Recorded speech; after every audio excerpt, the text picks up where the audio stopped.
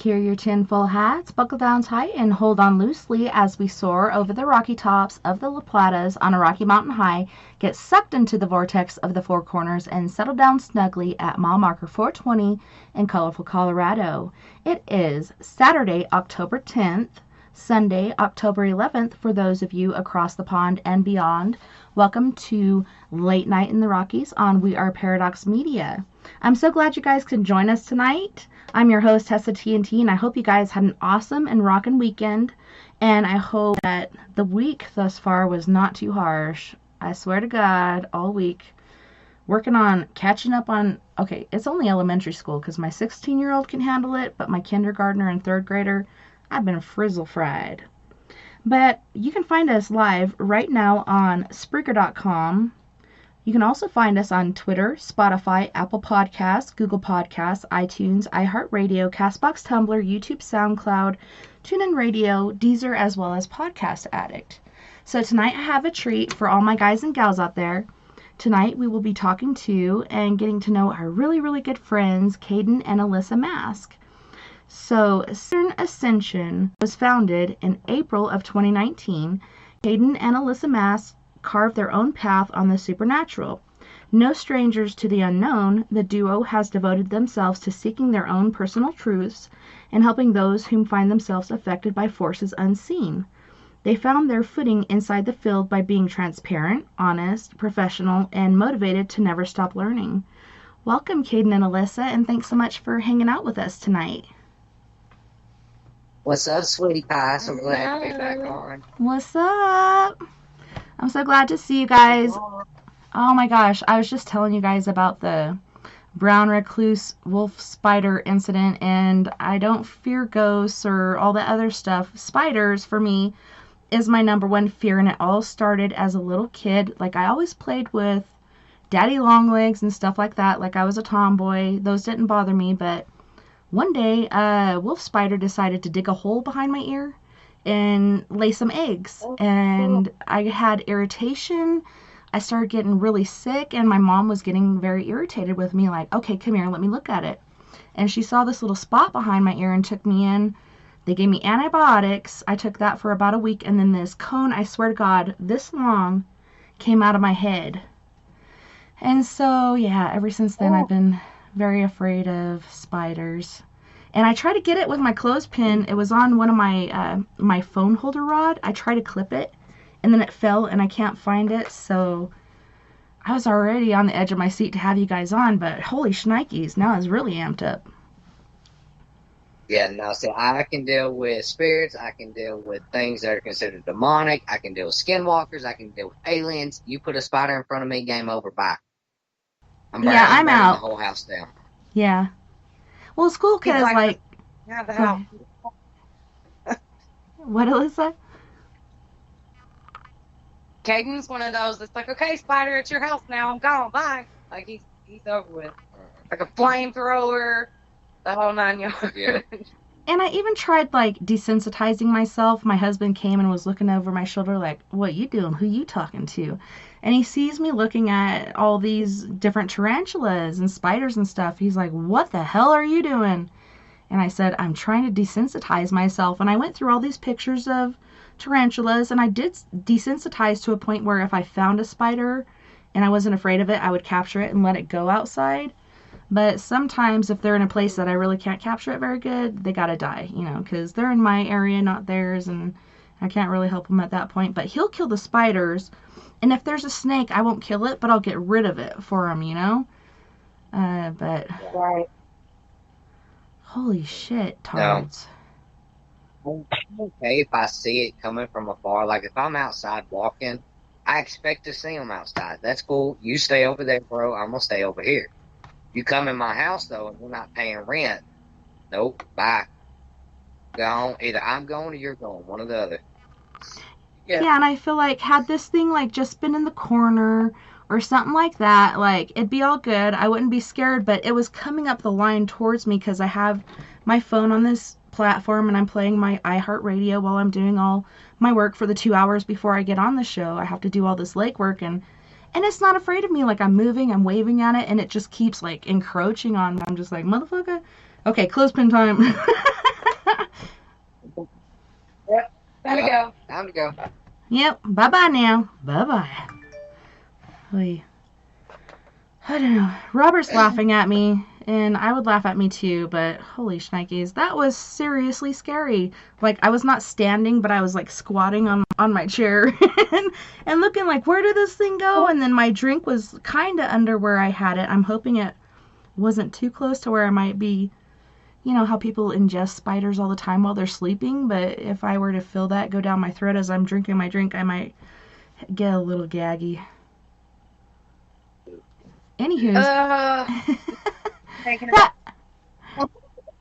See, at least I'm asleep. It's fine. Like, I know as soon as they make it down my esophagus, they're dead anyways. That's fine. I'm cool with that. What I'm not okay with,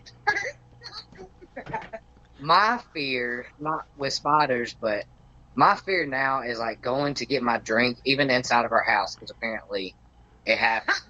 Going to get, like, a drink out of a can or whatever, and there being another wasp inside.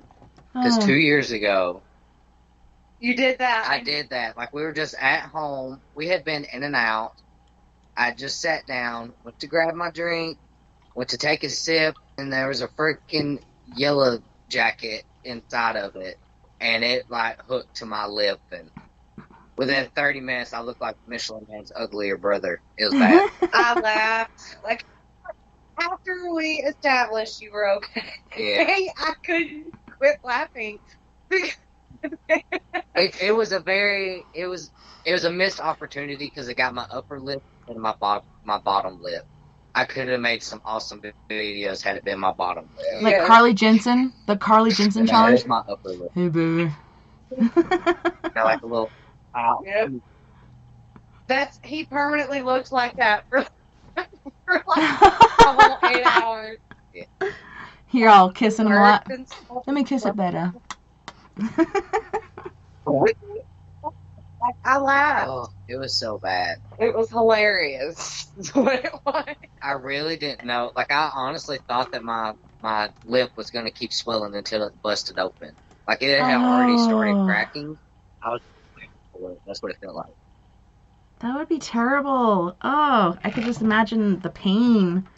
But yeah, that brought up another story. What you're saying about the bee in your soda. When I was in band, and I think I was a freshman, but we had to do the summer thing when right before school you have to start practicing, and everybody had their sodas and sweet teas and all this stuff along the line there, and luckily somebody got to their drink before I got to mine because they took a drink and got stung in the mouth, and so I just poured mine out, and there was about 4 of them in my soda. But while I was gone, for the month I was gone from September 25th to August 25th, my husband went to the Speedway and got a sweet tea like he usually does, but it was actually one of those raspberry teas because he had a bad incident with the regular sweet tea. And he's drinking it, and it's a raspberry flavored sweet tea, and he gets this lump that comes through, and he kind of holds it in his mouth, and he's, you know, thinking about Applebee's when you get the blackberry sweet tea or whatnot, it's got the fruit in the bottom. He's like, well, maybe they started adding fruit, and he took it out of his mouth and looked at it, and it was a wolf spider, and some of its legs were missing, so I think that might have gone down.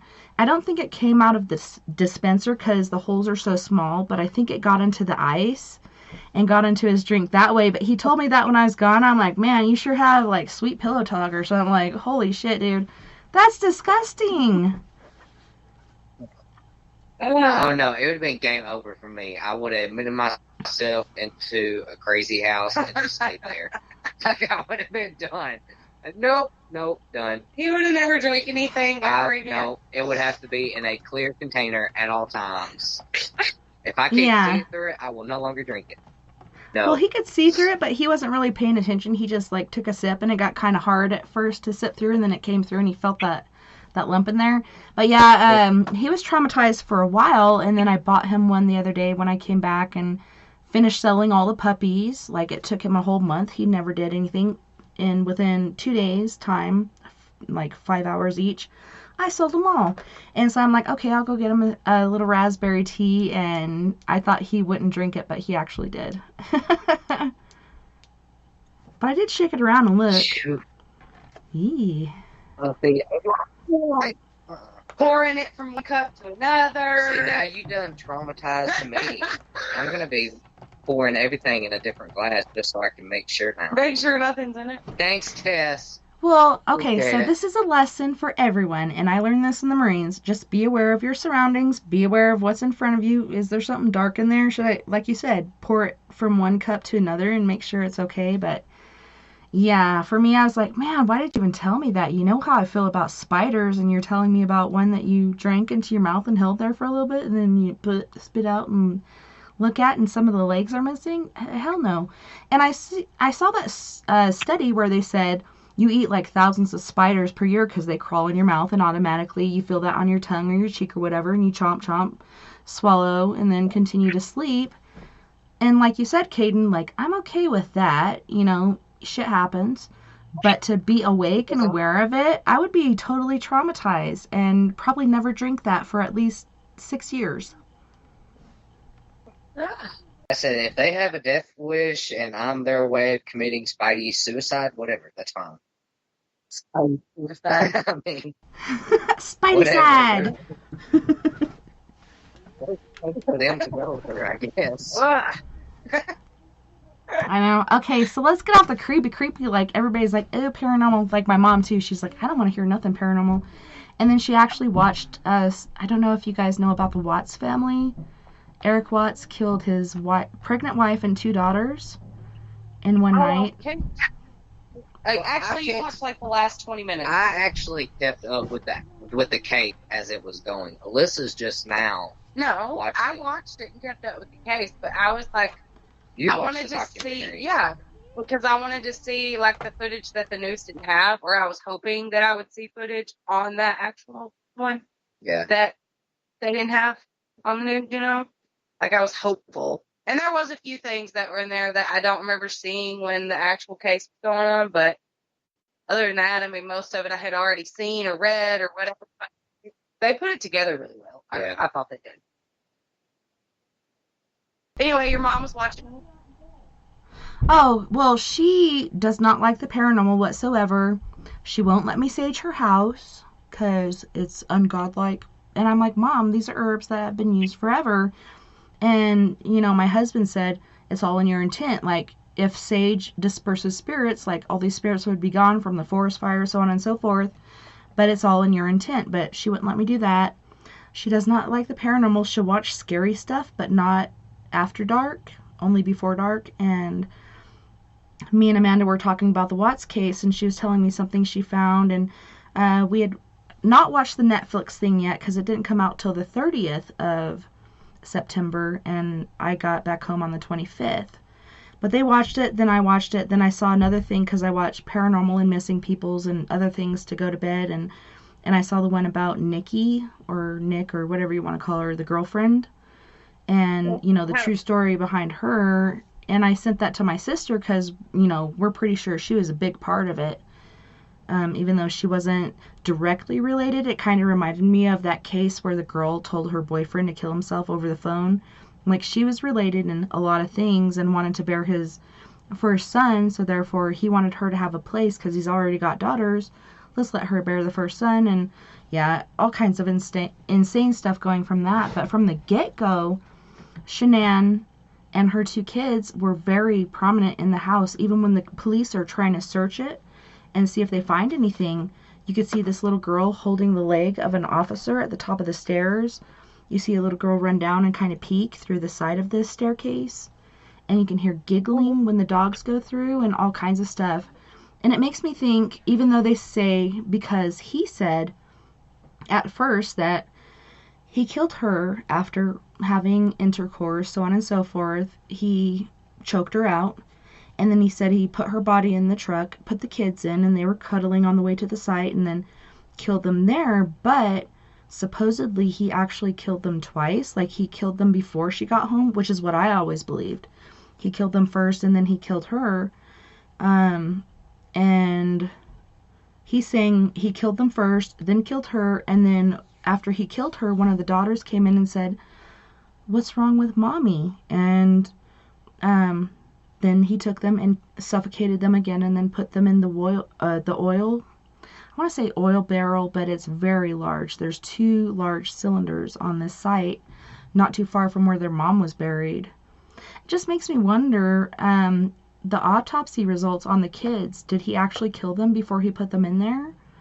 Or was that the way he did it?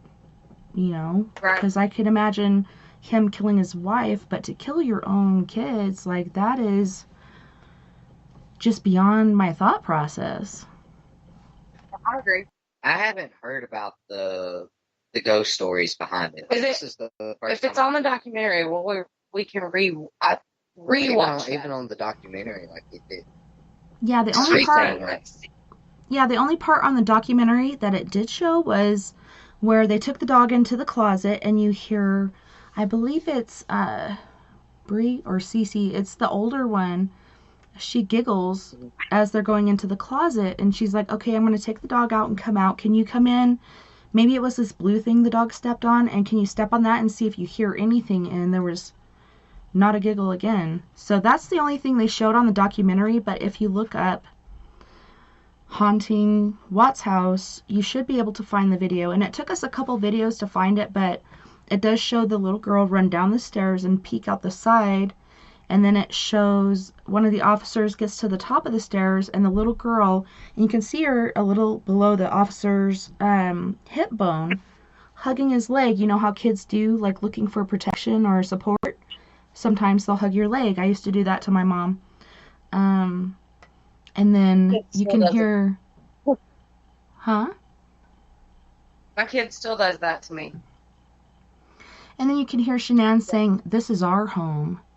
And Franco from Franco TV actually did something recently where he's looking out all the windows. Turns out this window that he keeps seeing this image like leaning against the window and looking out. And then he sees another image come in and then another image after that on his FLIR camera, basically. And that's the little girl's room. Oh. See, now it's got me curious because, you know, I like I said, I followed it when it was just on the news before they did the documentaries. And I even watched the first one that came out and everything. And I never remember, and you know I'm very observant, I never remember seeing any of that. But not saying that they're starting to come out with new documentaries also. So not to say that some of the footage that they have now is also like high definition. It's different. So I don't know. Now I'm definitely going to look at it because we were binge watching Supernatural today because I finally talked her into watching it. I never watched it. I don't, until like the last year, I didn't watch. The only anything paranormal that I watched was just movies. Yeah. You know, so I just, and Caden's like, you gotta watch them. You're gonna love it. He's been begging me for what, 6 years? Yeah, 6 years. That's how I was. Finally. Yeah, my girls, they'd be watching it, and I'm like, I don't like it because it's not real paranormal stuff. It's just like real cases, but they're, you know, doing their own thing as far as entertainment, and I'm like, so I'm not going to watch it. But when I was doing security overnight a couple years ago, I binge watched that, and I loved it. I love Sam and Dean. Yeah. Yeah. So we were binge watching it, and he made the reference about 3 Men and a Baby, you know, the movie, and I told Alyssa, I was like, did you ever watch, you know, the movie? Do you remember seeing the little ghost boy in the movie? Like, no, I never watched the movie. I thought he was joking. They're just making fun of it. Like, no, Alyssa, it's real. It really did happen. I was like, you know, they say that it was on purpose. Some people say it's on purpose. Some people say it was actual ghost boy. And then there's also a shotgun, I think, in the windowsill. Like a floating shotgun. But I remember when that happened because I was little, and it was the same time that the hanging munchkin at the Wizard of Oz came through. Like all that mess started coming out. Well, we had the original Wizard of Oz on VHS, and we had 3 Men and a Baby on VHS. And I remember my mom watching on the news, and she went and got out our movies and like fast forwarded to the section they were talking about, and we watched it. And it was on there. What'd your mom say though? Do you remember? I never heard of the Wizard of Oz hanging. Is it a munchkin? Hanging munchkin? That's creeper. There's two. They're incidents. original.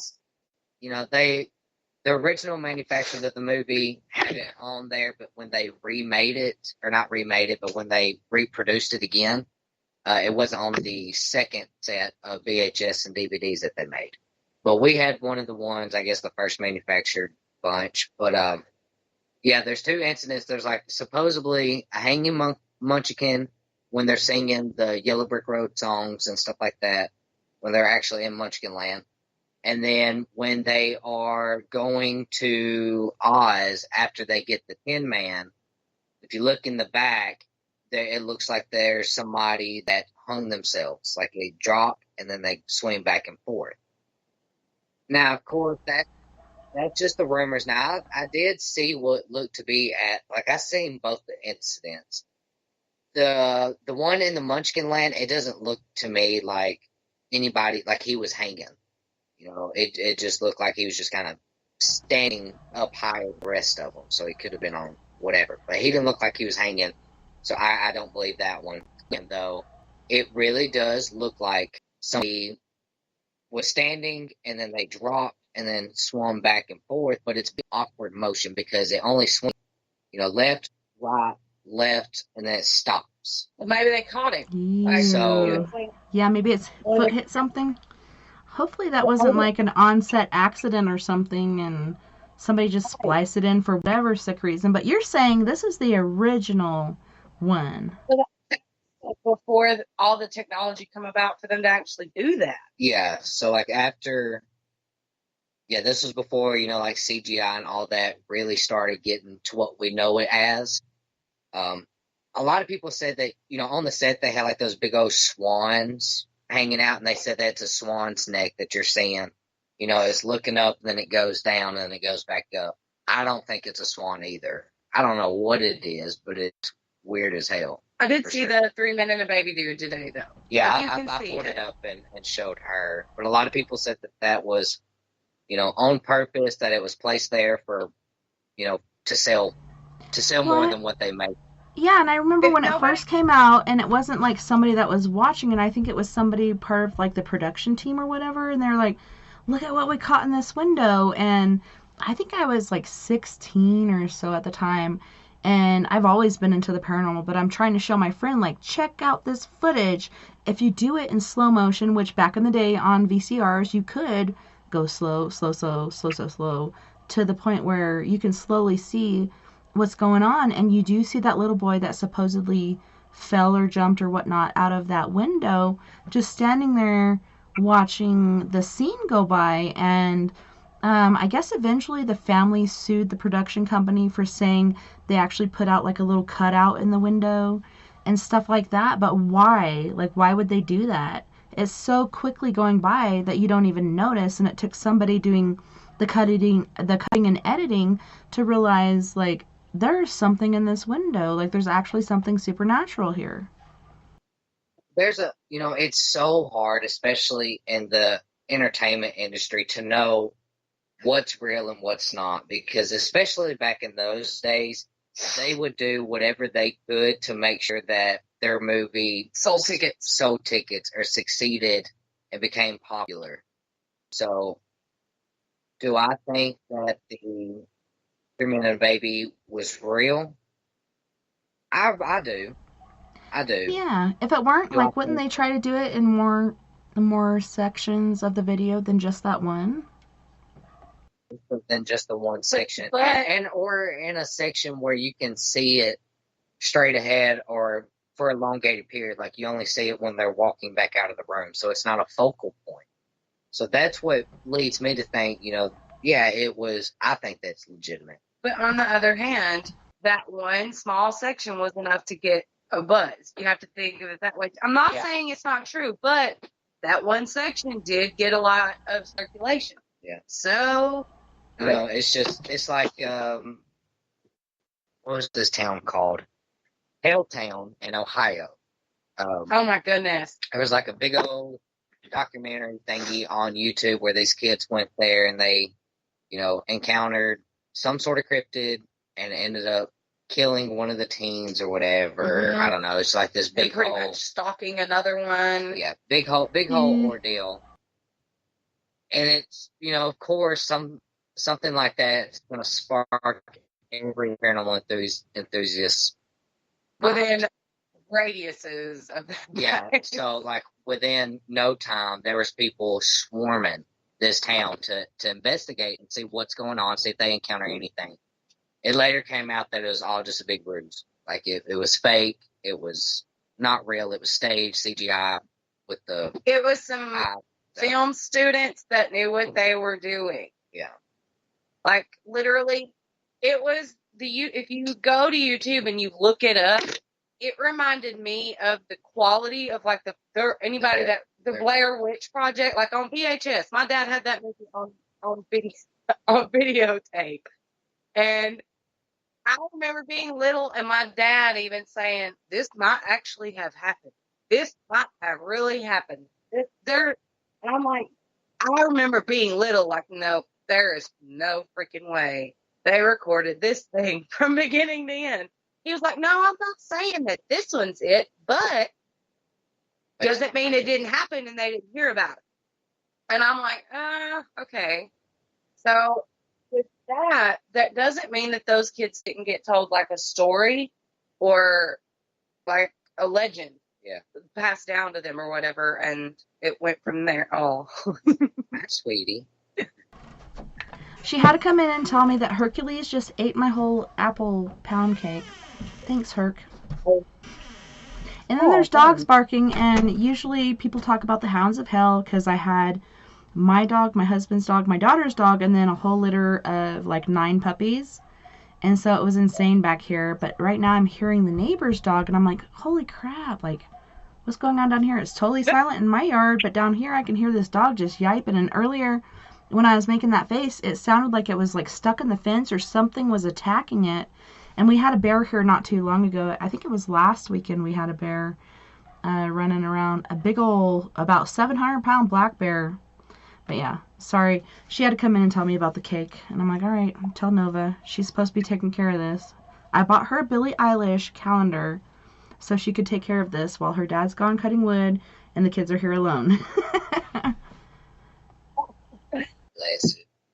Mommy's job is never done. no. Oh no. And like I was telling you guys earlier, okay, so my grandpa got sick. I flew to California. This really nice guy named Paul, I won't give the last name due to protection or whatnot, but he bought me a ticket to go to California so I could see my grandpa. I arrived 45 minutes early.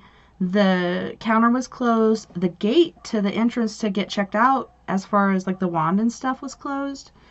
And that's the first time ever in the history of me flying places has anything taken off early. It took off like 15 minutes early. Right then I knew, like, I'm not going to make it before my grandpa passes away. I got on the next flight, which was about 2 o'clock in the afternoon, and he had passed away about noon. So I didn't make it to see him or say anything I needed to, but I remember him the way he was, so I'm grateful for that instead of the way he would have been had I saw him, you know.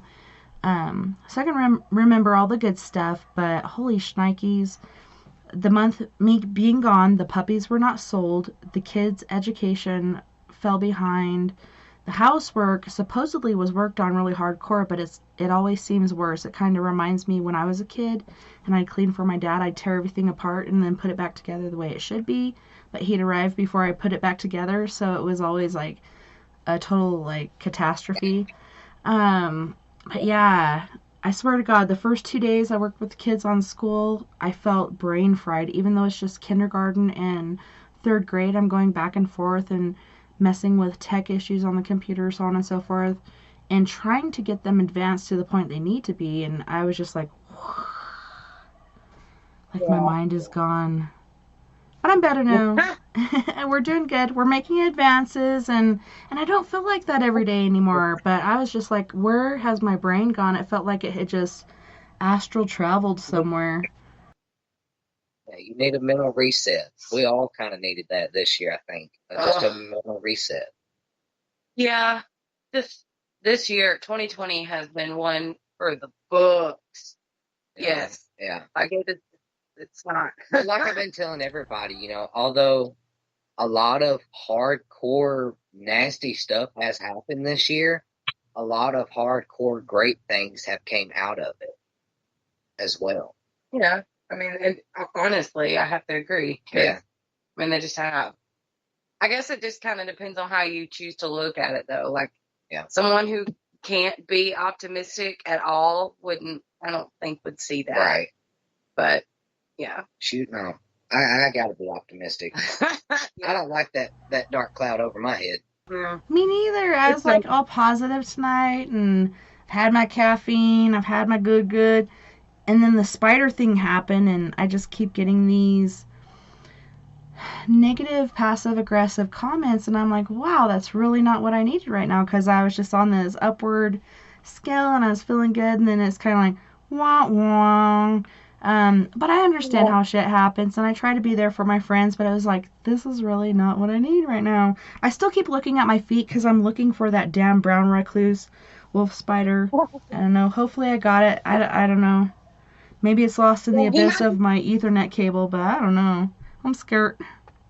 We may be listening like, who are these redneck hillbillies that she is talking to?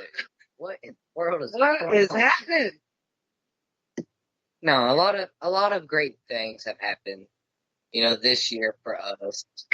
We took a mental break for 3 to 4 months. Mm-hmm. I tore down our page. I completely rebooted it, all new page, and there's a lot of different reasons behind it, but all of them I'm grateful that I went ahead and did it when I did it, simply because it became a job. Everybody that knows us personally knows what we do, know that Alyssa's a medium and that she will do readings and help anybody that she can. But when you have, 10 to 20 strangers messaging you every day, hey, can you pull a card for this? Can you do a reading for this? Can you do this? Can you do this? And they don't understand the concept that we have normal lives outside of the paranormal. Like, we have Monday through Friday jobs. We have a kid. We have lives. We have hobbies. We have a marriage. I mean, we have to. Yeah. I mean, we have. It just, although we were grateful for all the followers, it just got too much. And we quickly realized that ain't the life that we want. No. At all. We like the simple stuff. So we rebooted the page, and, a lot of the stuff that we did enjoy doing when the last page was up, like doing the lives, and doing card pulls every now and again, and doing a lot of podcasts and things of that nature. When we were down, it's like everybody decided since we were down, they're going to do it. So, now all these other teams are doing readings, or doing card pulls, or doing lots and lots of podcasts, which is fine. I'm not saying, hey, that's my idea, you can't do it. I'm not saying that at all. All right, I got the copyright on that. You need to stop that right now. No, I totally understand that, and it's so weird. Like, I think back in history to a time where the paranormal was big, and we got Jason, we got Michael, then Freddie came along, and, there was Ed and Elaine Warren, and then there was a lot of other people that came out, and there's still people that say, I'm a demonologist, and you're like, yeah, what crack did you crawl out of? But it seems like we're kind of on that wave again. Like, there was believers, and then it was like nobody believed. And then there's believers again, but I feel like this time it's actually something going on with the planetary alignment, or the way, the end of times or whatnot. Seems like there's a lot of people that are gifted in a sense. They see things, they experience things, and that piques your curiosity. And right now, due to all the shows, you don't have to worry about that ridicule and judgment. You can go out there and have fun and do what you love. But like you said, you take that little break, and it seems like people are just stepping on your heads to get up to where they want to be.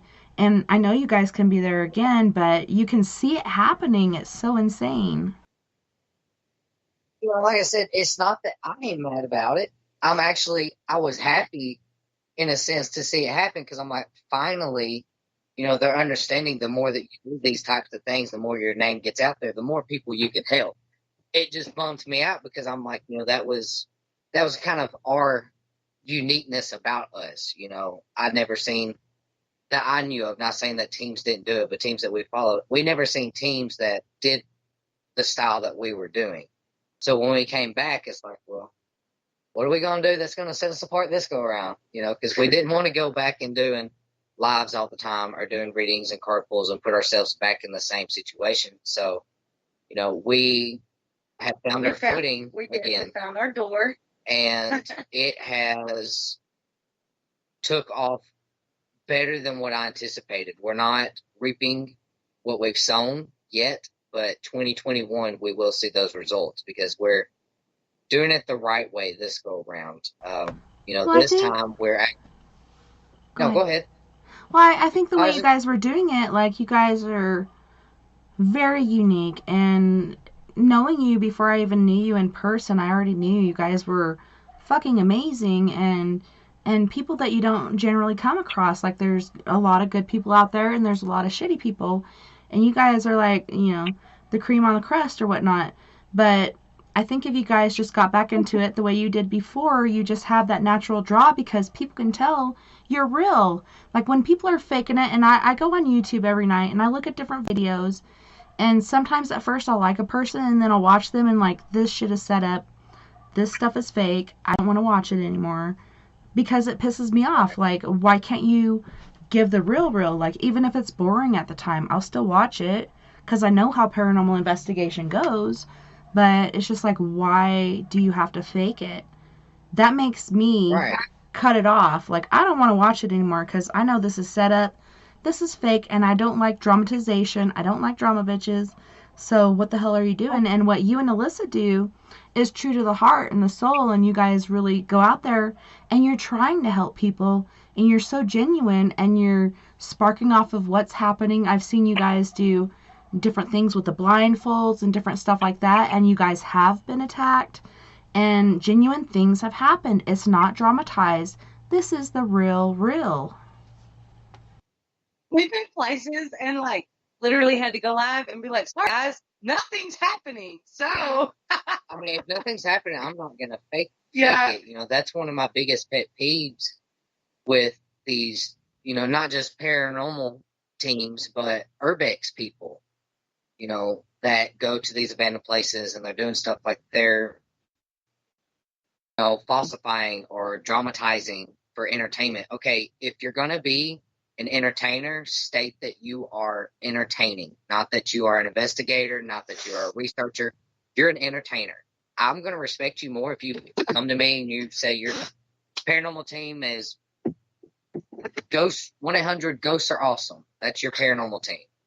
And if you tell me, hey, we don't ever get anything, but we have this, we always go back and put a little bit of CGI or some EVPs in there to make it cool. Tell me you're an entertainer. Tell me from the get-go that that's what you do, so I know, number one, not to work with you. And number two, I'm going to respect you more if you're being honest. Like, just be honest with me from the get-go. Exactly. I think the reason for people like us and people like you and people who have actually done that, you know, that you drove in a car for 12 hours to get somewhere, spent your gas money, and you're pumped, and nothing happens. And yes, and so, and you're there and nothing's happening, but you're still hoping maybe I got at least one really good EVP. So then you drive 12 hours back home and you listen to like 11 hours of recordings and got nothing. You're like, oh God.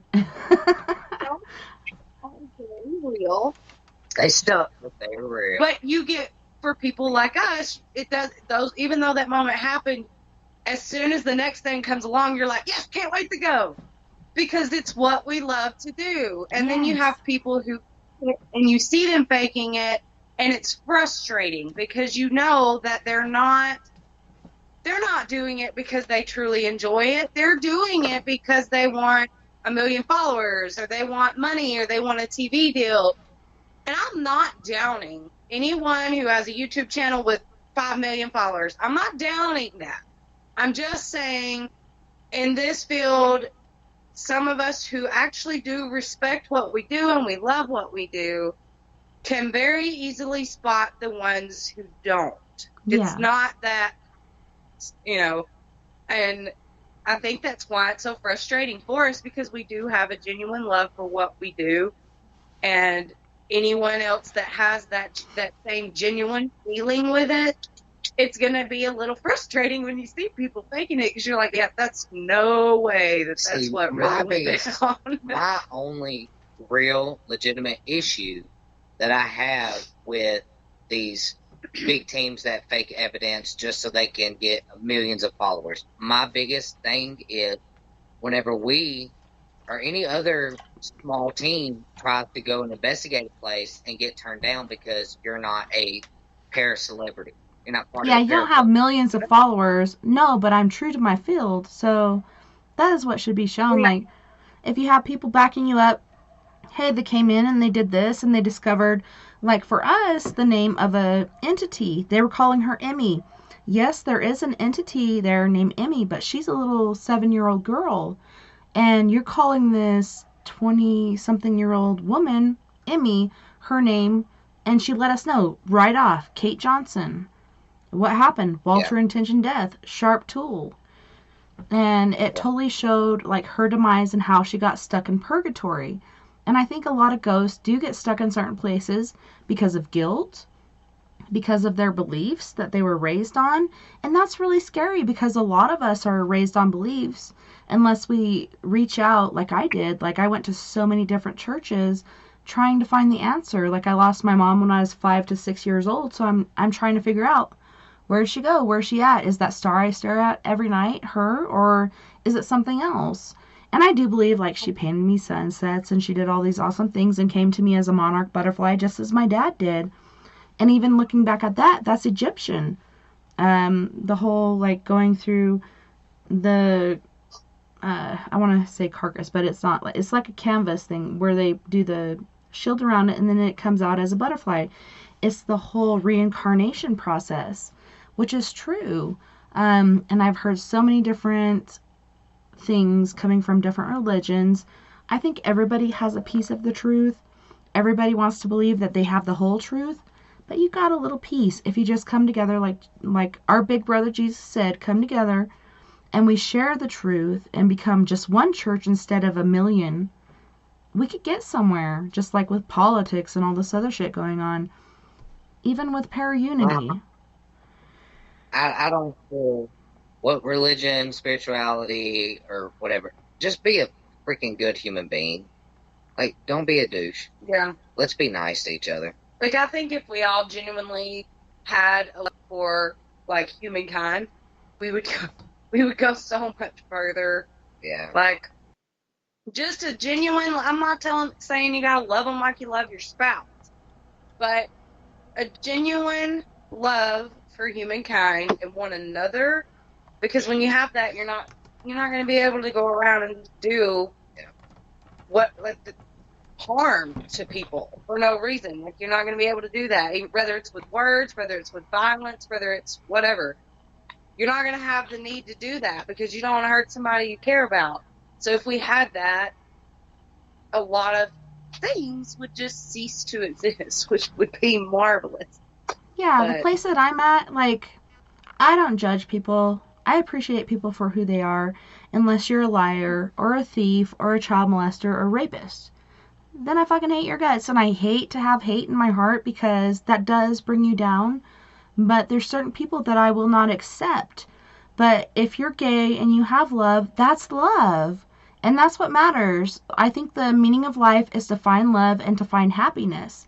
And they may not go hand in hand, but that is the meaning of life, to find love, find happiness. And there's so many people out there looking down their nose at people, judging each other, and thinking they're better.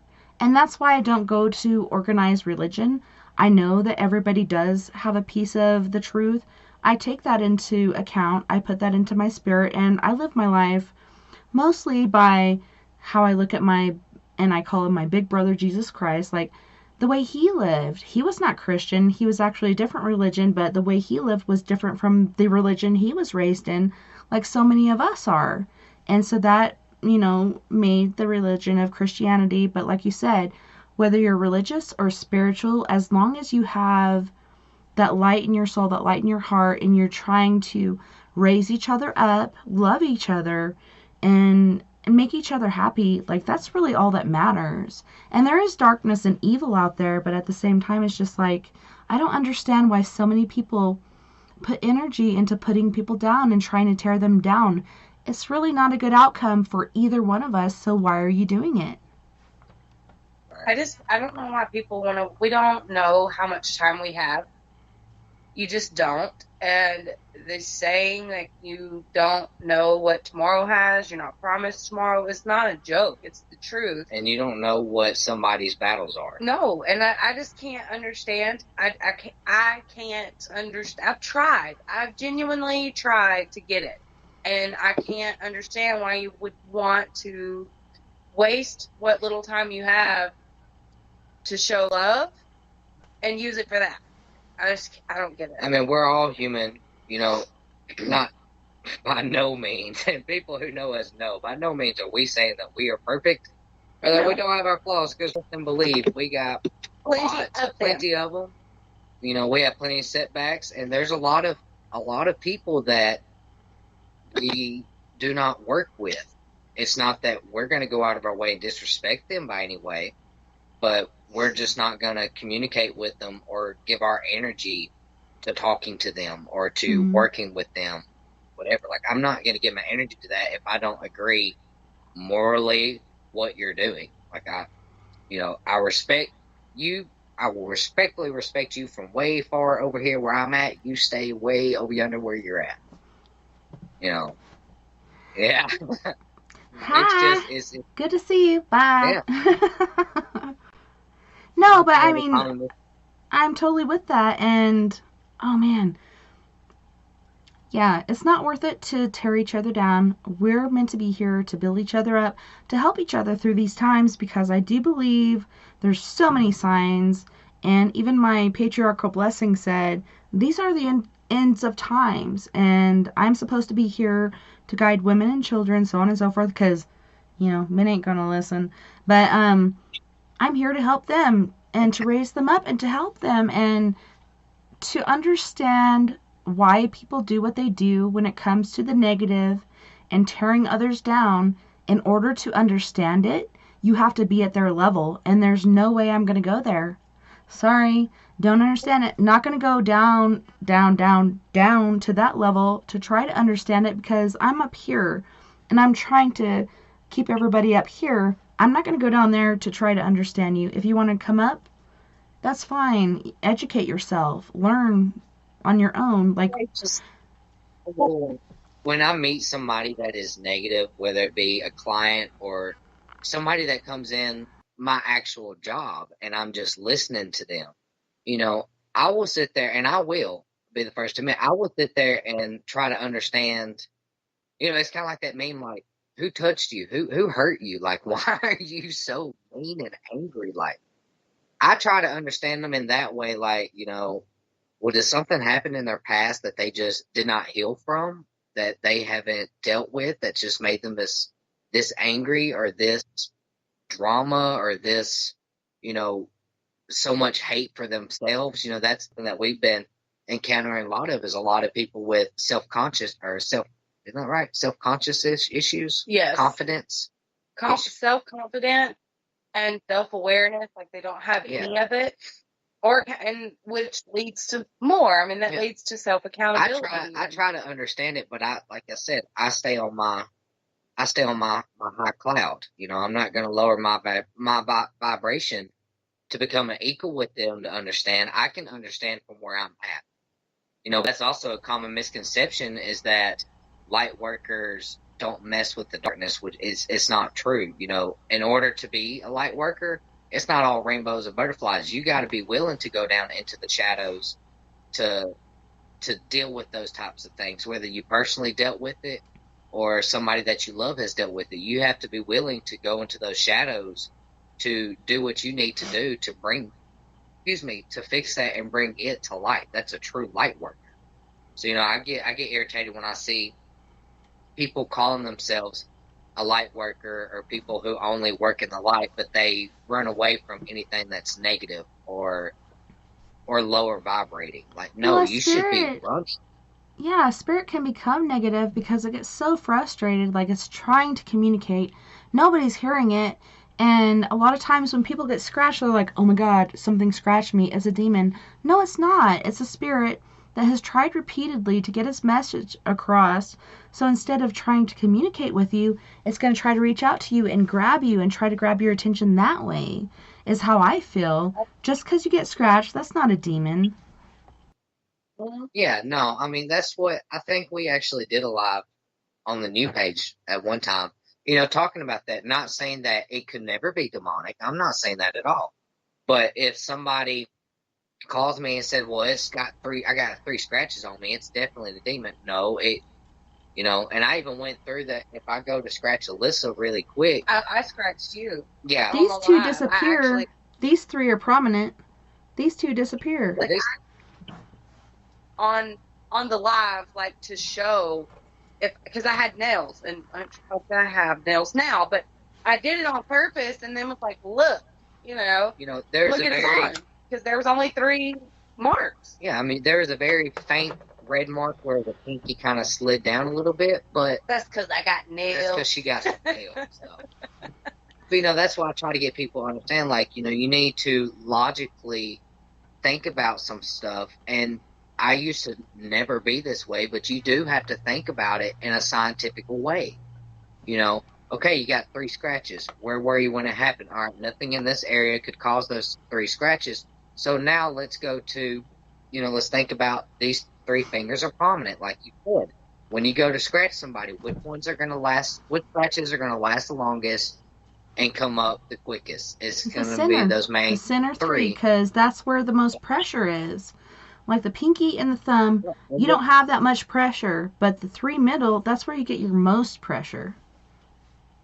And that's what I try to understand. I did end up having, people say, oh, because I think I used the term, we have encountered children's spirits being the cause of a lot of the 3 scratches. I've been scratched by an adult and a child. Yeah. Usually in our case, it's like, with an adult, an adult scratch is high up on her shoulders or like on her back or something. And with the kids, it was on the her legs. Of my leg, like just below my kneecap, like, and it was pretty prominent. I mean, it was very visible. Like they fell down or something. Hello. I'm here. To me. And after we brought toys out and things for that child to play with at that specific time, like, things calmed down greatly as far as energy wise. But if you had a camcorder out, it was, pretty awesome moment.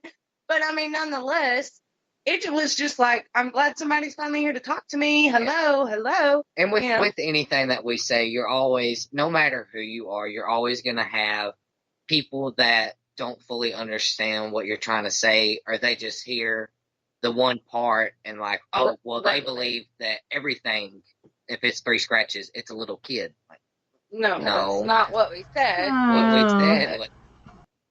We have encountered the 3 scratches, and it turned out to be a little kid. But see, Caden still has it in him, like with people like that, to actually have I'm not gonna lie, like I don't have it in me anymore. If that's what you think, that's what you think. I'm okay. Yeah, don't worry yourself with what people think, because people think a lot. Even the peanut gallery, it's like, all right, think what you want, but I know what is real. And it's hard for a lot of people not to let that get to them. And I experienced that with my daughter, my niece. She doesn't realize she's empathic. I'm like, dude, you're a part of our family. You're empathic when you go out in certain places. Those things are going to impact you. And even spirits being around can impact how you're feeling. Make you feel contentious, make you feel angry for no apparent reason. Things will manifest. And if you don't know how to deal with it, as far as grounding, meditation, I am not good at, but I can ground and do all the other stuff. Meditation, I'm still working on it. We're human, we're meant to err, and ain't nobody got time for that. I feel like I have no time for meditation. I'll try to understand everybody's practices and everybody's thought process, because in the back of my mind, I'm like, maybe there's something that they, in their theories, maybe there's something in their theories that would resonate with me. Maybe their way of thinking I haven't thought about before. So, I'm always up to getting that, but I'm also like I said, we see it all the time in the paranormal field. If somebody doesn't agree with your style or the way that you do things, you have a collective few that, want to, not necessarily to bash the team, but, talk, degrade how certain teams do things. I'm not going to do that. If I don't agree with it, guess what? I'm not going to do it. But I'm not going to waste my time talking about why, I think that whatever they're doing is stupid. It does me no good, and it doesn't do anybody else any good. That's not teaching anything. That's just showing that I'm a arrogant if that's how I did. But I try to learn stuff. I didn't used to believe in witchcraft or people who called themselves witches. I was like, that's a bunch of hocus pocus. And as I got older and I actually talked to people who practiced and actually talked to people who were really into it, and I got to learning their ideology and their beliefs, I understood it. I was like, okay, I get what you're talking about now. It's not just, I believe in mental manifestation. If you want something positive to happen, you have to be positive. If you talk negative things are always going to happen. And that's basically what was, in my opinion, was just a manifestation of your intention. You're just using, herbs or words to kind of help get it out there. So it then became all witches are devil worshippers to, what they're doing is actually not so different than how I believe, Yeah, it's working with Earth, like Mother Earth, the planet, the plants, the life around you. Like, that's white magic. And then there is black magic, and I wasn't prevalent to the knowledge of my mother practicing these things, but my older sister and my oldest brother tell me. I remember Mom had this magic book, and we opened it and we read some spells out of it. And I think this is why our mom died the way she did. I don't think that has anything to do with it. I think she had her own deal. I know she talked to the devil just as I did as a child. Like, all I had to say was, God stands before me, Satan fall behind. And I was out like a light. But for my mom, he was next to her bed. She had a full lengthy conversation with him. And when she had her car accident, my sister attested to the fact that she saw a stretch limousine with a man in the middle of Siloam Springs. You don't see this shit in the middle of Siloam Springs. A man next to a stretch limousine wearing a tuxedo, smoking a cigar right before they pulled out, and my mom's car got whacked by the governor's son going to a wedding, drunk from the party before, and my mom, I think, was gone from her body at that point. Like, even later on, she could not recognize anybody, she could not communicate, she was a scared individual, like something else had hopped into her or whatnot, like just that unknowing. But things do happen. There's white magic, which I have nothing wrong with. I have looked at books according to magic, and I've been interested. But that fear of, perhaps in the back of my mind, I know what my mother did. So perhaps that's why I don't delve into it. But I know what I know is right. And I know how to decipher in my gut what is right, what is wrong, and go from there. But I am very intrigued by white magic. I think it is a good thing, but I'm scared, so I don't partake in it. But the things I know, I do. At the rightful age of 29 now, I'm a practicer. I don't do it often, and I'm just youngin'. I don't even feel like you guys are young. Like, when I met you guys, I felt like we were on an even kill. Like, we didn't have that gap in age. Like, I'm 41, you're 39. Okay, so it's not that big, but still, I'm just like, there was no gap.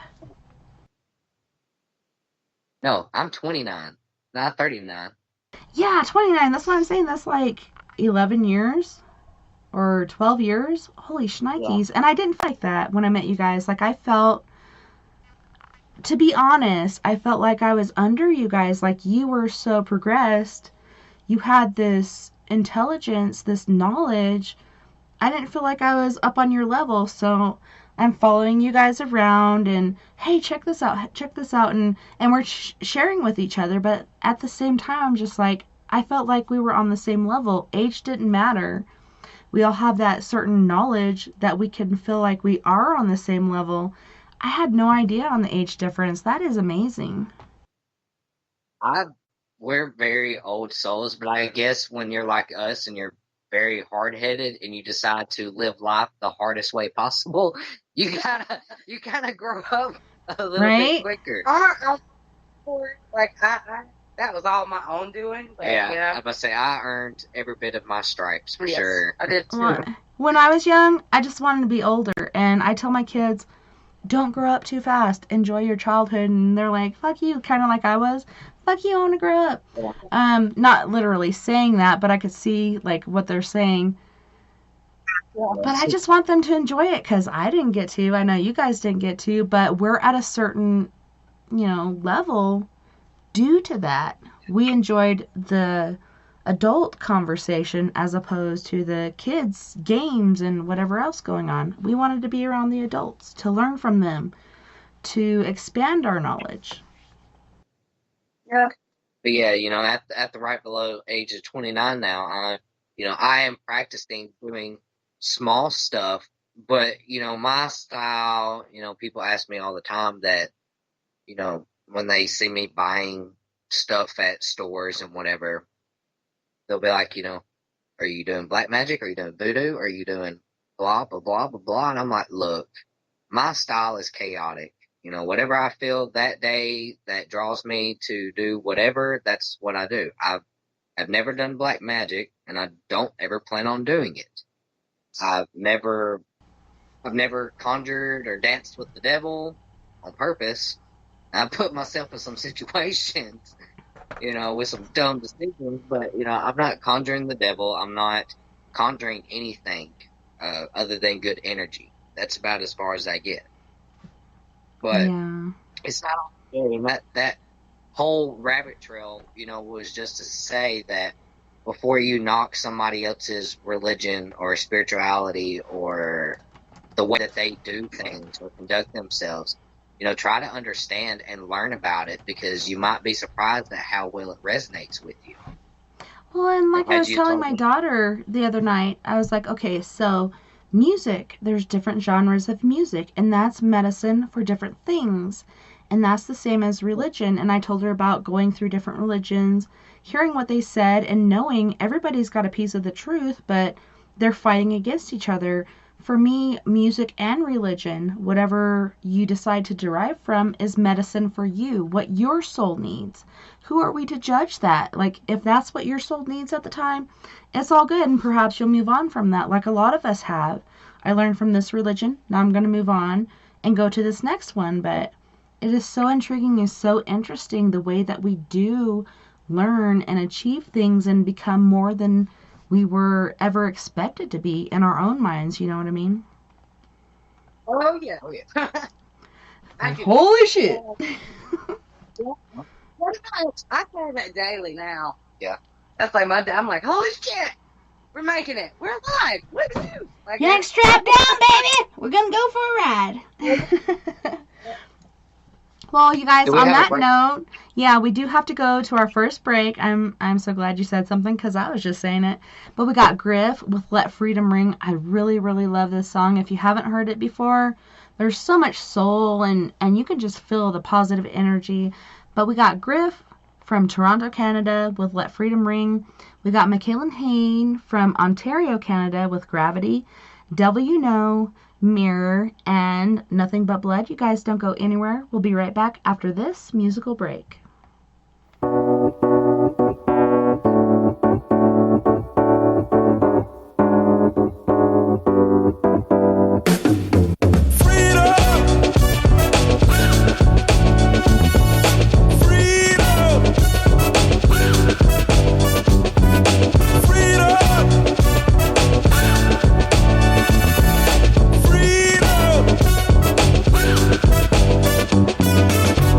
Okay, yo, here's the scoop. You can still be a slave, you're whipped and loop.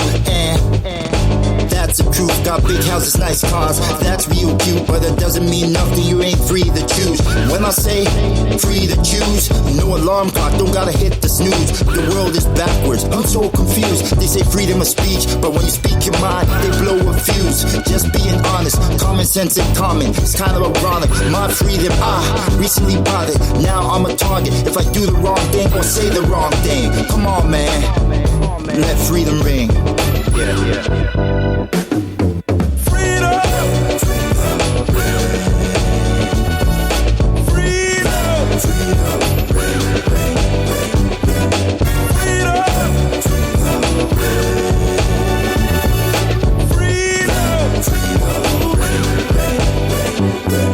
United States become divided states. The world is filled with all kinds of shades, and still resegregate. Parents separate from the children, that's not okay.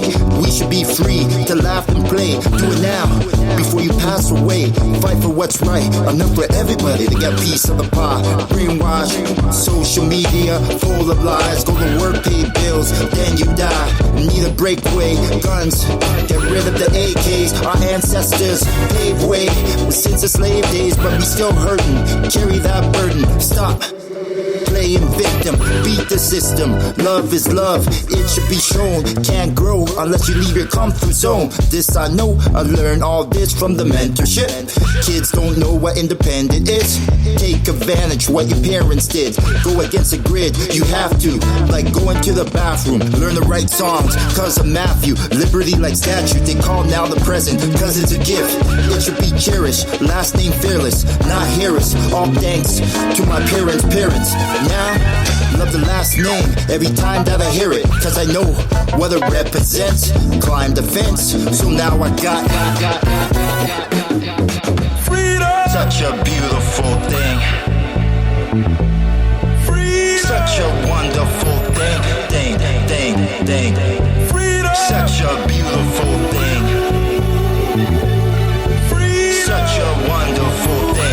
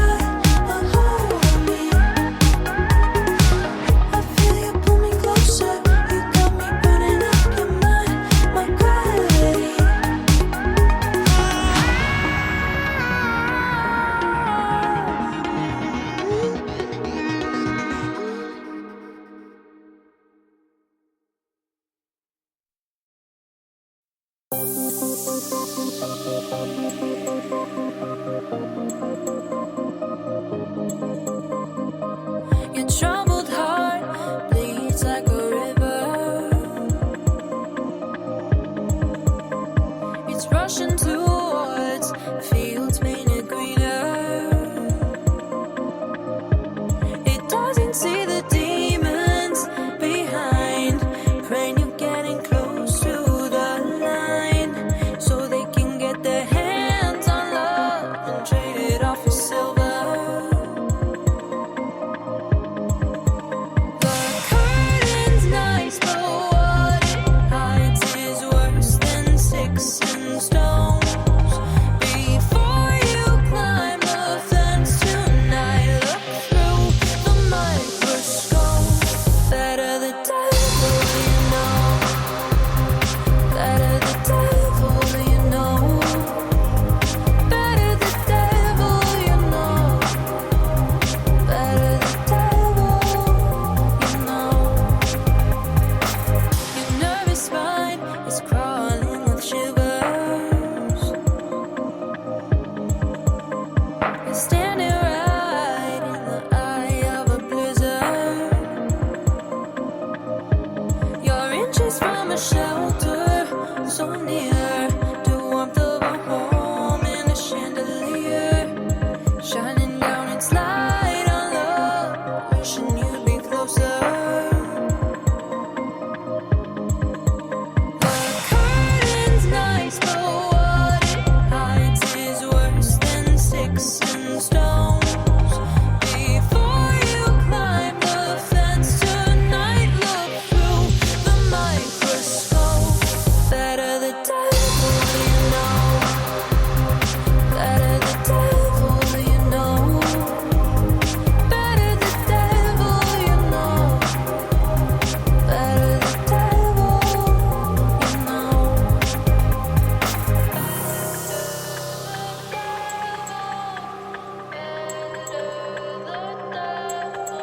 Before you climb the fence tonight, look through the microscope. Better the devil you know. Better the devil you know.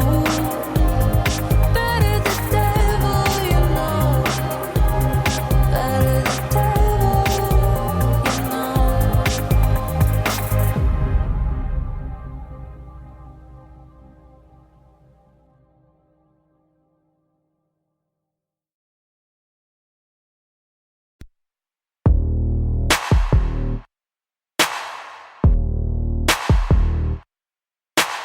I dove right in. Didn't bring a parachute, fell right through, hit the water hard, moving too fast, spiraling out of control, was touch and go, went a little far. You taught me how to turn a blind eye. I showed you how to keep my shoulder cold. No one walked away without a scar. I've been digging through the pieces. Your heart is out of reach, but objects may seem nearer through this rippled mirror. I've been digging through the pieces. Your heart is out of reach, but objects may seem nearer through this rippled mirror.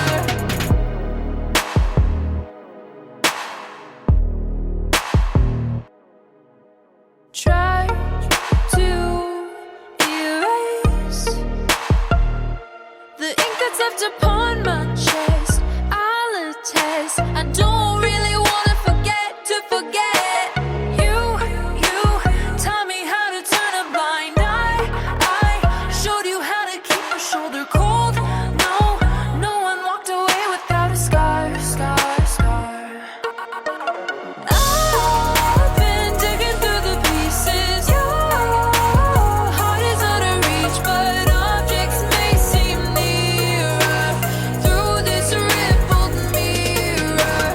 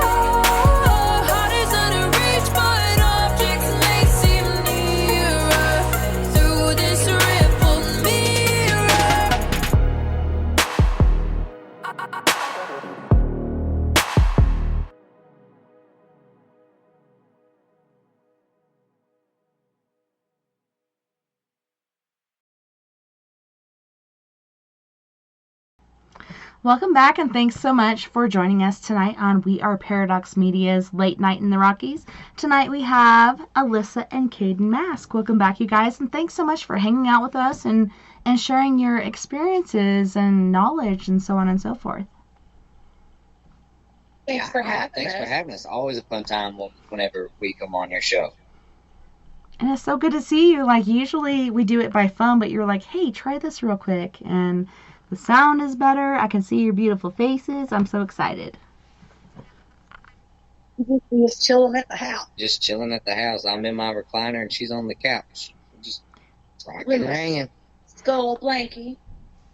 Hell yes. Yeah, I don't know if you guys can see it, but this is what I got. This was my thing from New Orleans, was my sugar mask. And she's beautiful. Oh, yeah. Yeah, she's not clay or nothing, but she's got the butterfly, which I had to glue back together, and I think a wing is missing. Holy shnikes. I think it's kind of tucked in. But, and all the flowers on it, but it is plastic. I have to repaint around the eyes again. She's been like a labor of love, but I really love her. And our experience in New Orleans, even though we were so busy doing the abduction of Chad and Alta and experiencing the places they did that night in the final place, and even sitting on that threshold where they were abducted from. It was so amazing, and we even hung out there for quite a while, me and my sister, and then you guys showed up and we hung out, and it was just amazing, all the shit they went through. It really, yeah. But looking back, I remember thinking that my feet were going to fall off, like walking, trying to keep up with Chad, because, you know, he's so familiar with the city. And so trying to follow him, and he's like speed walking. And I'm like, oh, little chicken legs can't keep up, man. And then here's Caden trying to, like, video everything. Like, and there's Kathy going into every freaking store, and I'm like, dude, I cannot keep up with you and keep up with these gues. And I even apologized to you guys at one point. I'm like, I'm sorry.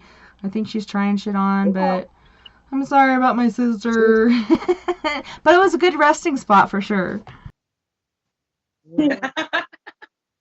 You know, the street performers, that was the first time that we got to see a lot of the street performers. Like during the day and stuff.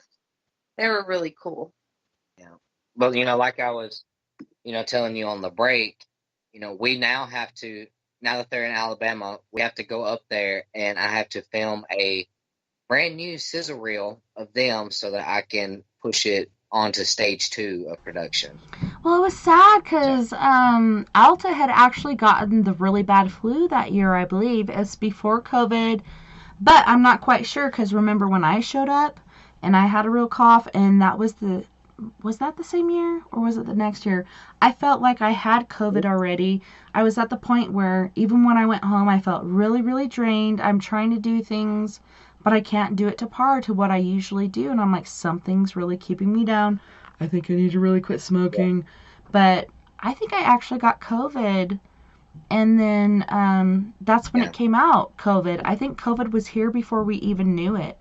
Because I had it, my husband had it, my kids had it. And we're all good, but everybody else is getting sick. Well, we were there last October. You know, all of us were there last October. Mm-hmm. And then that's when, right when it was getting really bad over in China. And then January, I think I had COVID because my flu test came up negative, but I showed all the signs. They treated me like it was the flu anyways. And after day number 3, 4, I was back at work because I only ran a fever for like 1 day. Now it sucked, but you know, I still went back to work and I was fine. But there was the cough that was the worst of it because that cough lasted almost 2 months. Like it was ridiculous. And then you would like go to work, and when you came home, and it's not like Caden to come home and just like literally die. And he would go to work and come home and just literally go to bed. He was so exhausted. Like he had zero energy for probably about a month. And it just took forever for him to like feel normal again. Yeah, our whole family got sick around February, and it started with me, then my husband. Actually, it was Floyd. Floyd brought it home. I got it. My husband got it, and then our kids got it. And Nova even had the point where she's like, I feel like I'm not getting enough oxygen, so on and so forth. That was in February, so that would line up more. But I swear to God, when I went on that trip, right before I went, I started to get tinnitus for some odd reason. Went on the flight. When I got there, I felt like, I still had tinnitus. I could have an ear infection, but it wasn't that bad. It was like very minor. When I came back, I found out that my little tubes were tiny. I had tiny tubes in my ears, and there was a slight ear infection, but it didn't explain the tinnitus. And I even went to a hearing specialist, and my hearing is perfect, except for I have this ringing in my ears, and sometimes it goes lower, sometimes it goes higher, but everything else is perfect. So it's so weird. I wonder if when I took that flight to Arkansas, then went to New Orleans, if something could have attached to me or what. Did you guys have anything like that happen? I know that your recorder went off one night unexpectedly and then turned off, but otherwise it was really quiet.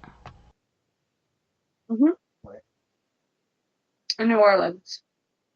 Yeah, I didn't really experience much of anything like supernatural wise while we were there. A whole lot. It was just the ambience of it all was so overwhelming. Like I didn't feel negative. I just was in awe of everything, and I feel like I was just on pins and needles, like constantly looking, because it felt like somebody just kept running up on me, and I'm like, and there's nobody around me, and I'm like, dude, like, man, the energy this go around, because that's our second time going to New Orleans. Like the energy this go around is so different than what it was the first time. It wasn't bad or negative. It was just weird and very powerful. See, I feel like that every time I go. Yeah. Like every time I go to New Orleans, that's how I feel. Yeah. Every time. So we, although Chad and Alta don't live in New Orleans anymore, we still will make quite a few trips down there, because there's a lot of different stories that I want to investigate and stuff like that. Well, like you said, like when I was there, I had my battery charger in my pocket so I could do Facebook Live the whole time. And I basically did, but like you said, you're expecting something to happen, but you feel this energy everywhere. And there was only a couple places where we really, really felt it at one particular place. But otherwise, it was all over the place. It's, like you said, the ambiance, like the atmosphere. It was pretty intense, like to the point where you couldn't really tell. And then I learned things later on. Robert from Australia told me that the reason that they grow ferns on their porch is to deter spirits. I'd never heard that before, but you see all these balcony places with ferns on it. That totally makes sense. Yeah, that's why a lot of, that was an old country wives' tale, here in the South.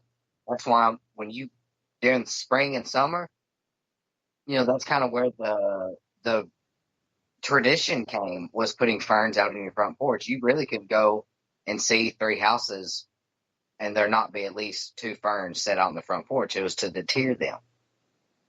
I didn't learn that until I was way older, because I always wondered, I'm like, why do you fern? It's green. Every southern lady has to have a fern. It's not a plant. It doesn't, it's not a pretty color. It's just green. The fern. Like, what is the fascination with fern? And I finally talked to an elderly lady who was more spiritual than anything else, and that's what she said. She's like, it's like an old wives' tale. You put ferns on your front porch and your back porch, and it keeps from bad people and bad energies coming into your house. Oh, okay. Nice to know. Nice to know. Thanks. Yeah, and the last day we were there, like you guys went your way, we went our way, and I wanted to go to the cemeteries, and Kathy was not feeling good because she actually had a bladder and kidney infection going on.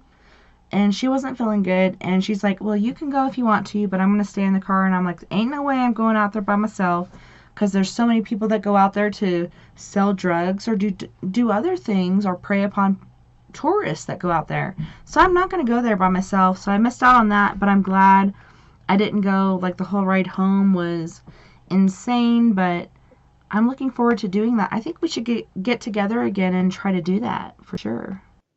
That's what I was fixing to say. You need to come back down and we'll go, because yes, I would not send anybody to St. Louis 2 and 3 by themselves or even with little kids, because we weren't even aware when we went that, you know, it's right underneath the bridge. And that's also the homeless camp. Like hundreds and hundreds of tents and people For miles, you just see like these tents, and they call it like the village. Yeah. That's what they call it. And it's like where the homeless people live. And so for miles and miles by St. Louis 2 and 3, you see nothing but just tents and people and beer cans and bottles and needles and everything else. It's crazy. Yes. Like, and we had, the first time we went, we had Asher with us. Yeah. And, we didn't know. And so, you know, he went in the cemetery with us, though. Yeah. I mean, he loved it. Like, once you get inside of the cemetery, like walk through the little gate part, you know, it's got that big old wall around it. So it's like it puts you in a whole different atmosphere as soon as you walk through those gates. Like, you forget about everything around you, and it's just like these mile high, gorgeous tombstones or whatever they're called. You know, they're crazy. They're beautiful, though. Even the older ones that you can't read, like, they're still just beautiful.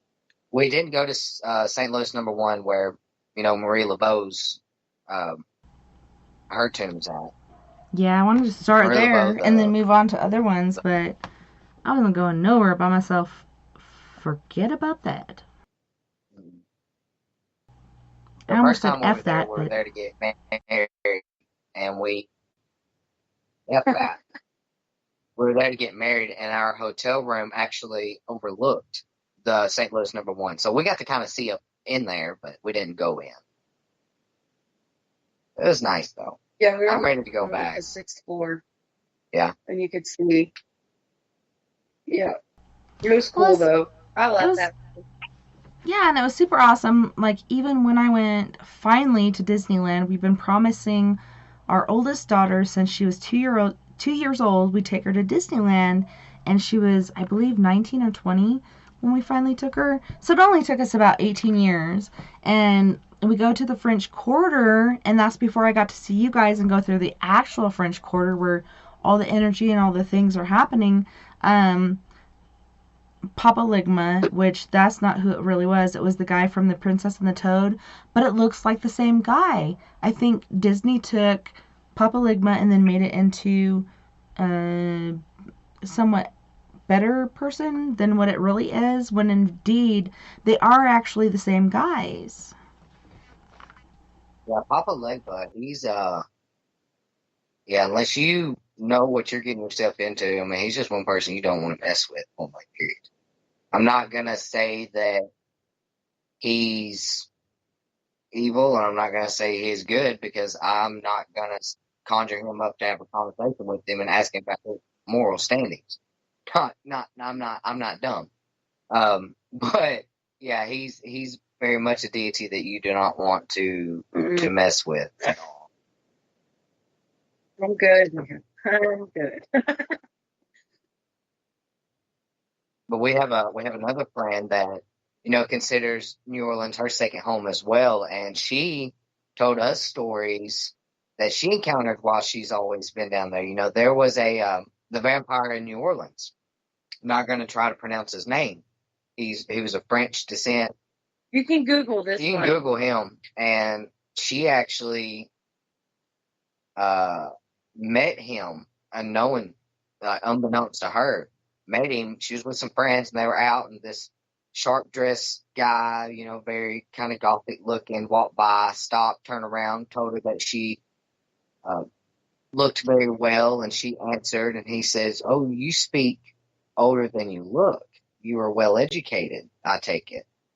And they had a conversation. Then he walked his way, and she walked back, and she walked back to her friends, and her friends were like, they were talking, and she was like, I just had the weirdest encounter with, somebody from NOLA, like a NOLA local, I'm assuming. And she was telling them and explained what he was dressed at, and a lady had overheard them and told her, do you not know who you were talking to? Mm-hmm. Like, that is Count blah, blah, blah, blah, blah, blah, blah, the vampire. I can't pronounce his name. It's French. It's French.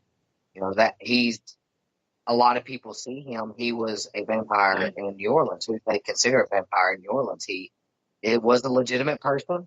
He was alive. He lived there, and he was actually considered. Was it Lestat or no? No, not Lestat. Let me see if I can pull up his name.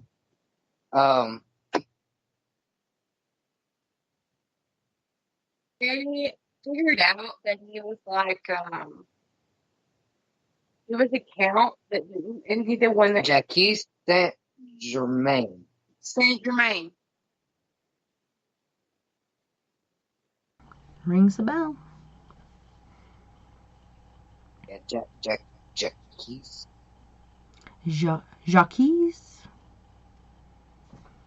It's like French, but not. It's like, I don't know, we had talked about my daughter losing her tooth, and she looks like that little firefly from The Princess and the Toad. His name is, oh,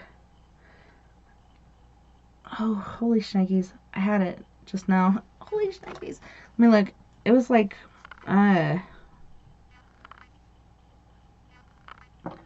Raymond, but they called him Ray.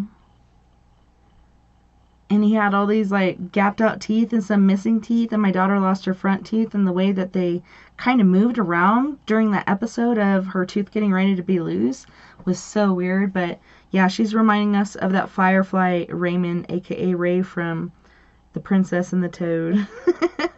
And his old lady was Evangeline. Like, when he died, he went up to be a star beside her. So instead of one star, there was two. It was so cute. I love that movie. Me too. It's one of my favorite.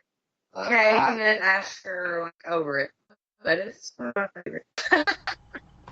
Well, Sorry, I noticed that you I was guys. looking up the name. Go ahead.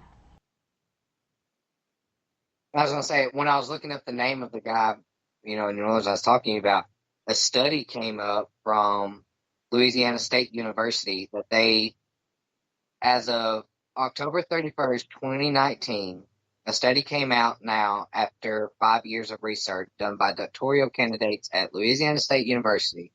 New Orleans is home to at least 50 real vampires. The study was done by John Edgar Browning, who told Washington Post that despite having a reputation for bloodsucking and mayhem, they are pretty much just regular folks. There is even an official New Orleans Vampire Association.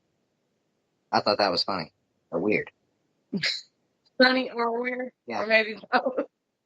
Like, this college, if you ever look up just colleges, like, they do some crazy studies, but they actually went out their way to conduct to see how many real vampires live in New Orleans. There's 50 of them, if anybody was interested, last year. Well, and I don't think I met any, maybe somebody wanting to be, but there's energy vampires, there's actual vampires, like, there's so many different vampirisms going on. It's kind of like,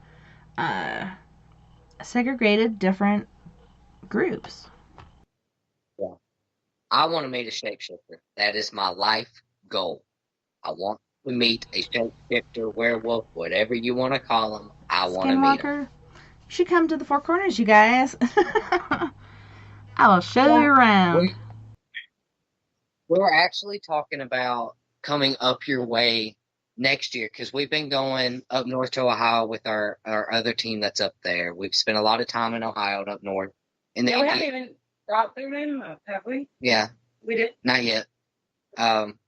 But we've spent a lot of our time, northeast parts. We've never ventured out west yet. So it's really time for us to go out towards your way, because I want to go to some of these places. Because out towards you, y'all have a lot of encounters with skinwalkers and other Navajo legends and stuff. So It's wants been to see insane. Shapeshifter, so on and so forth, but like we're talking in the chat room about sleep habits and dreams. I don't know if you guys have experienced this since COVID, and I don't know if it originated with the lockdown, but it continues and it seems to get stronger and stronger. But there's these different things happening in the dream realm to the point where even if you're sleeping, you don't get to rest because you're trying to take care of different things in the dream realm, and it's just been totally insane. Like, as far as my life, it's like there's no rest for the weary. I don't dream unless it's like, Caden has them, but I really don't unless it's like my guide will show up, but I usually am like semi-awake or something like that, but I don't ever really dream. Yeah, I have dreams, but mine aren't like crazy. I think lucid dreamt this year, so I'm thankful for that. No odd or weird dreaming for us thus far. We're in the last quarter of 2020, so we'll see. Very true. We're in the last quarter. I know, one of the things I shared, like, seriously, 2020 wasn't enough and now you want Halloween? Which, I wish Halloween happened periodically throughout the year. That's my favorite holiday, but the way things have been going, it's been a freaking nightmare. And for me, Halloween is a holiday, like I said, it's not a nightmare, but holy shnikes, it can only make it better, and it's so sad the kids can't even go trick-or-treating this year. Oh, they're not letting y'all trick or treat up there? They even canceled the trunk or treat next door. The LDS church usually has a bunch of cars and their trunks are decorated with some sort of, haunted house or whatever else, and they give out candy. They shut it down. Everything's shut down. Not here. They're saying, there's restrictions, and a lot of people are not doing it on their own free will, but it's not, our state saying you can't do this. They're like, if you want to do it, do it. If you don't type of ordeal. We will be dressing up and trick or treating around this house. We I are was gonna going say, to do this. on Halloween, we actually have a show on Saturday night instead of being Wednesday or whatever. It's on a Saturday, so I was thinking, we have the Paradox Paranormal Forum, but it'd be so awesome to just have like a Halloween costume party and do a Facebook Live to where everybody can see us, or a Periscope or whatever. But that'd be totally awesome to have like a costume party going on, even though we're separated, we're still together. Right. Yeah, this year we're going to take the kid. We did it 2 years ago and he loved it. We didn't go last year. But this year we're going to go back to Zubu, which it's in Memphis. And it's where the Memphis Zoo, they decorate all of it like very spooky like. They have a lot of cool little attractions, face painting and corn mazes, and you get to interact with the animals and stuff in a way that you normally can't. And it's at night, and they It's at light night. it up, and it's all. It's really awesome. So we're gonna take him this year with our best friends. It's their daughter's first Halloween, so we're gonna be going with them. Yes, we have two of our best friends had beautiful baby girls this year. So we have Autumn and Lil Reese. Yeah. I'm trying to unmute, but that's going to be so awesome. I remember, so the first Halloween I took my little daughter out, my brother bear had died early that morning, and I'm like, at first we were going to shut it down, but I'm like, we're going to do it anyway. So I dressed up as a little girl, and then I put her in like a little teddy bear costume. So I was a little girl with a teddy bear, and I swear to God, my arms were falling off by the end of the night, but it was so awesome. I think, what is Asher going to be this year? An alien? He is like the Predator off of the Alien and Predator movies. Yeah. Like with the dreads, and he has got the sound. Yeah, he can. And he sounds just like it, and he is obsessed. Yep. Obsessed. What are you guys going to do? I've never watched the movies. I promised him that I would watch the movie. We'll probably be Ed and Lorraine Warren again, because we already have those costumes. That'll work. The doll. So, yep. It works. I It's may easy. just, now that my hair is as long as it is and it's like super curly, I may just like paint a Joker face and go as Heath Ledger's Joker and just be done with it. Just put like one of your suits. That's how Yeah, I'll just put one of my, I'll put on like one of my suits and ties. I was about to say I could put on one of your little nursing outfit, but you don't have it anymore. And I could be like whenever he blew up the hospital. Oh, yeah. You don't have your white scrubs anymore, so I can't do that. No. I do have white scrub pants. You can make it work. I can try to make You could do it. it. Just wear the t-shirt under the scrubs where you got the blood marks or whatever under the scrubs for that line, and the rest of it's clean. I don't know. Could work. On a funny note, do you want to hear what happened to us last night? That it wasn't not funny. It wasn't funny at the time, but Well, I now saw it is you guys, like you were doing a Facebook Live, and I was so excited, and then my kids were like, I'm hungry! Or something like that happened, so I had to turn it off and go do what I wanted to as far as taking care of them, and then I wanted to come back and check it out because you guys were driving and wide-eyed, and I'm like, something is happening, but I missed it. What happened? So we We did. weren't live. Thank the God. Yes, thank the gods we did not go live at all last night, and it's basically it was a private client that our very good friends asked us to help with. They had all the great intentions in the world. It is not their fault by no means. But it was a double standard type of night. The individual that supposedly wanted us there, as soon as we got there, like she was over it. You could tell that she didn't like us. She didn't want us to be there. She was going to make the night horrendous, just all. And as expected, we told them, like, look, what you're experiencing is manifestation of your mindset.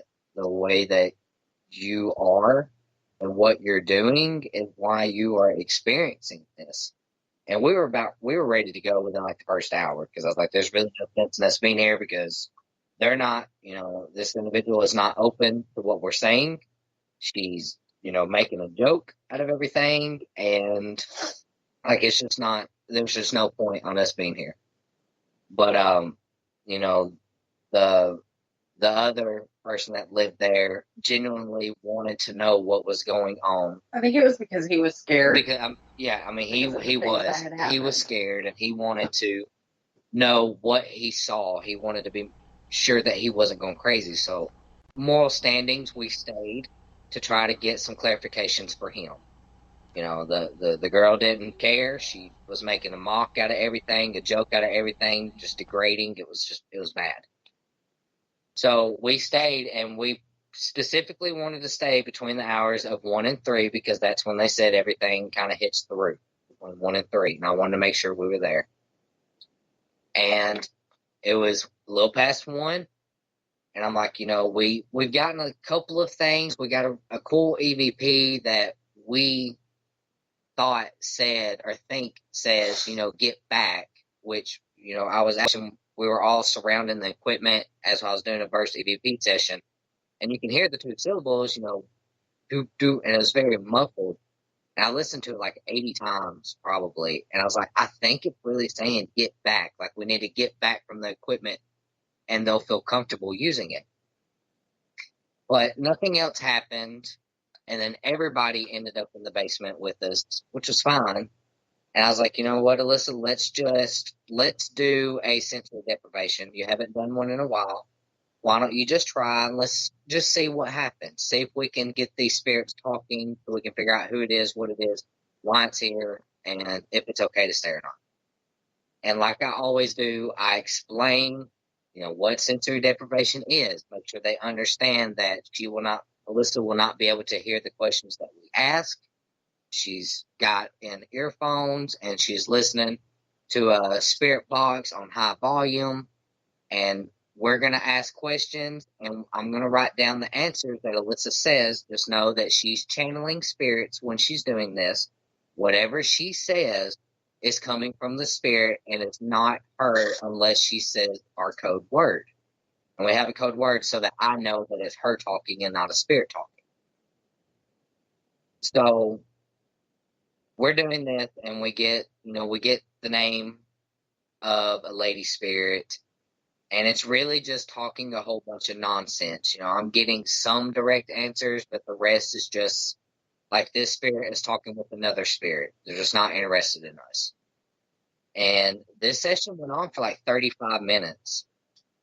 Like the last 2 minutes, all hell broke loose. And it's the first time this has ever happened to us. And we knew that something bad was going to happen just by the whole night. Like we knew that something horrible was going to happen. We had things that our equipment go off, but then when the girl came, this was prior to this.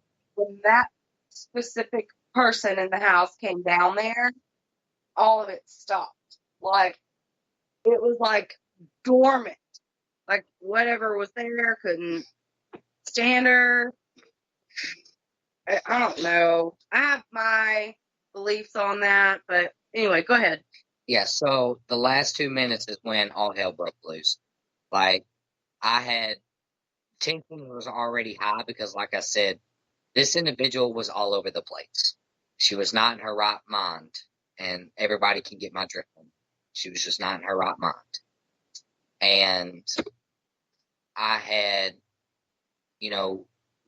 something about, her sugar levels were extremely high, which I get, but there was other stuff.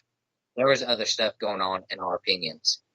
And she was talking about, they're not wanting to talk because they know that it's bedtime. Like, I'm ready for everybody to shut up and so I can go to sleep and this and that and the other. And I'm like, well, you can go to sleep. And at this time, I'm already irritated because she's already belittled and mocked everything that we have done. Like, we drove over 2 hours to come help you, and this is how you're going to treat us. Like, we could have not wasted our time, but I digress. So Alyssa's still channeling, and I told him, I'm like, we got 5 minutes. I'm fixing to pull this out. If you have questions, now's the time to ask. And they're asking questions, and it turns out that one of the spirits, is a racist.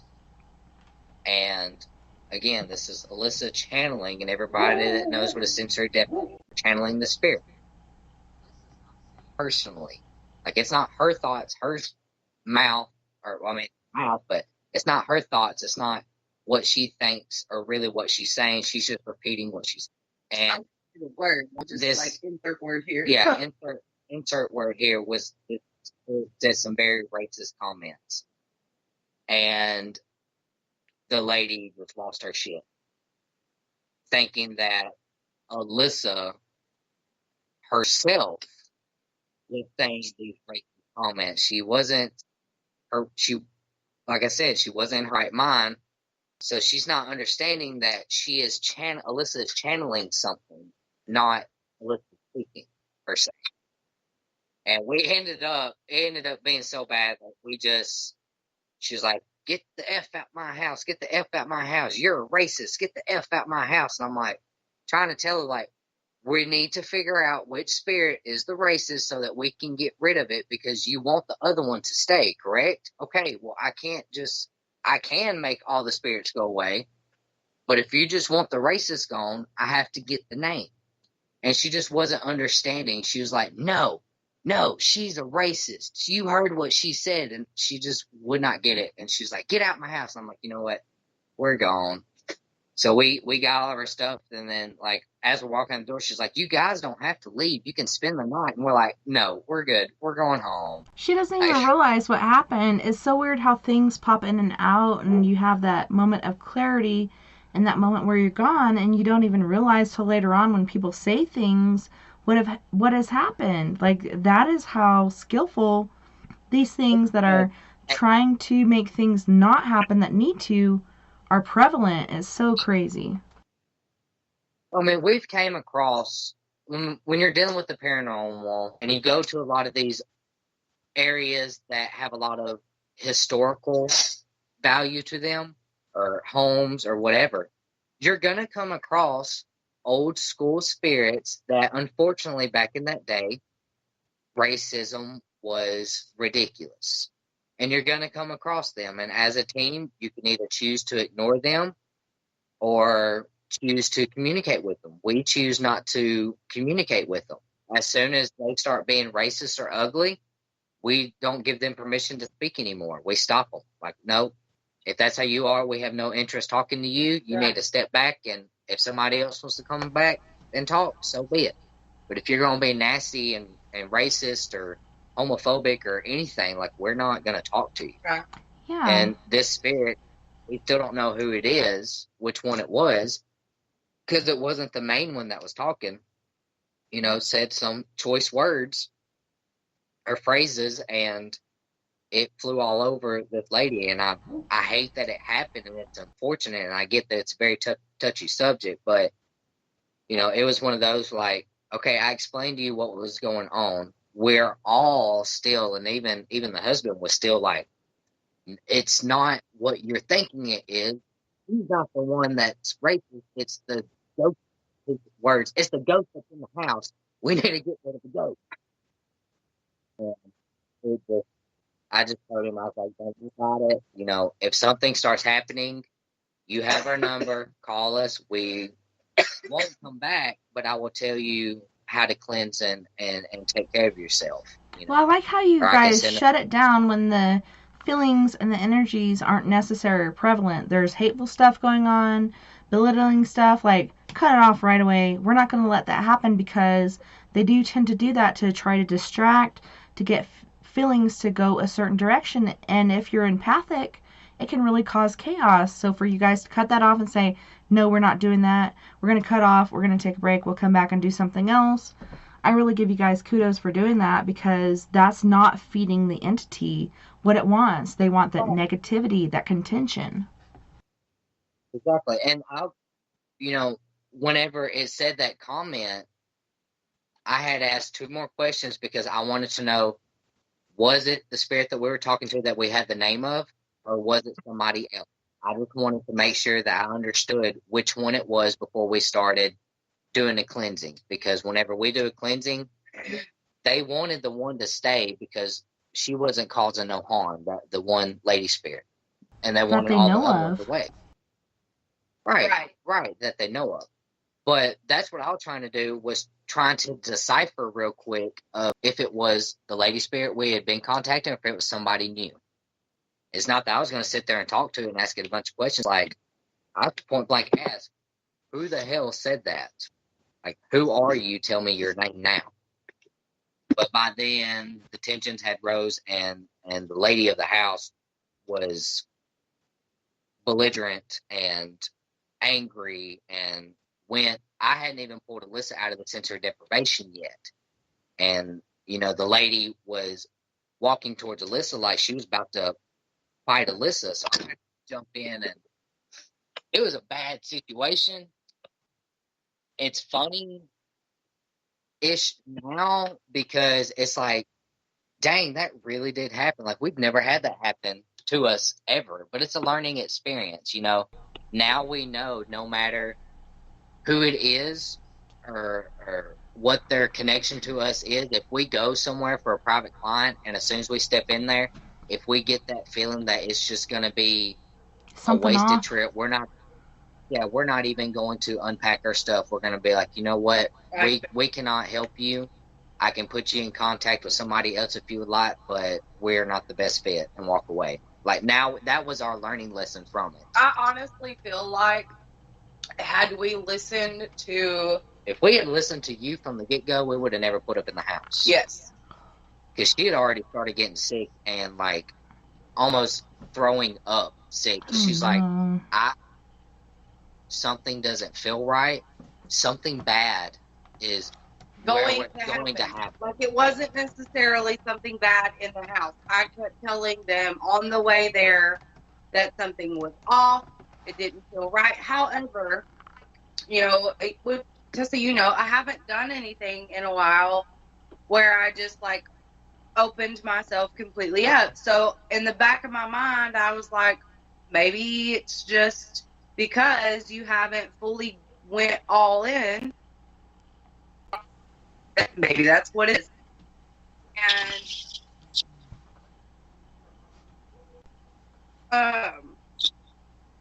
Caden was like, "Are you sure?" And I'm like, "No, I'm not sure. I just know that something isn't right. It doesn't feel." And this was before we got there. And then I started feeling sick, I guess about like 45 minutes out.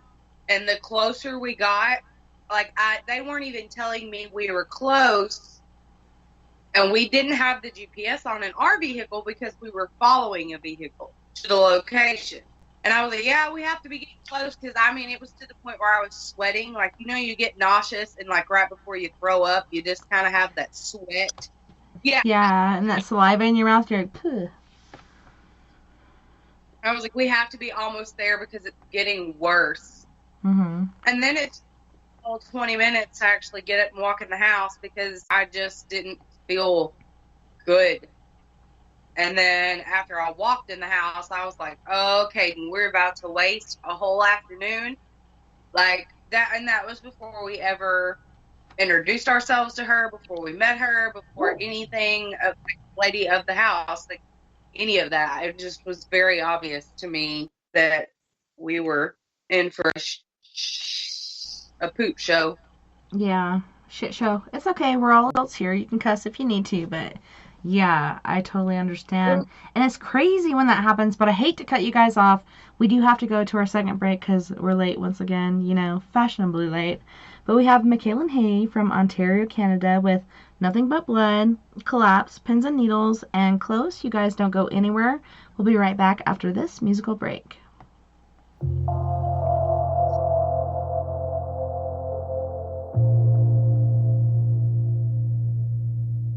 There's too much sky, too blue, too white. The birds on the wire are singing, but I don't know why. Why aren't the roses hanging their heads? They're standing straight up, blooming instead. Now that we're apart, there's nothing but blood in my heart.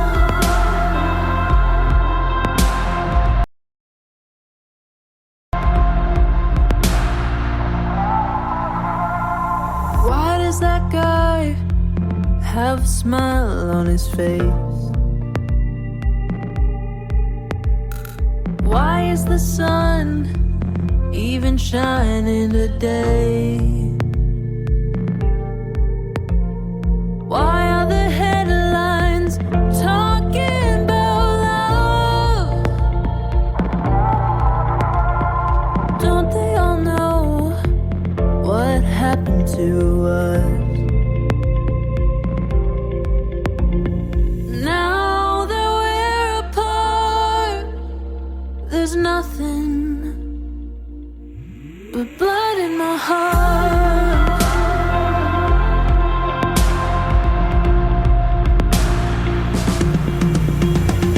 The moon goes up, the sun goes down, the stars light up, the world goes round. Every day, life moves on, it don't stop for anyone. The moon goes up, the sun goes down, the stars light up, the world goes round.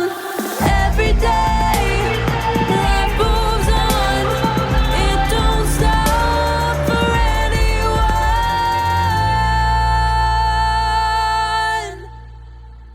Now that we're apart, there's nothing. Now that we're apart, there's nothing but blood in my heart.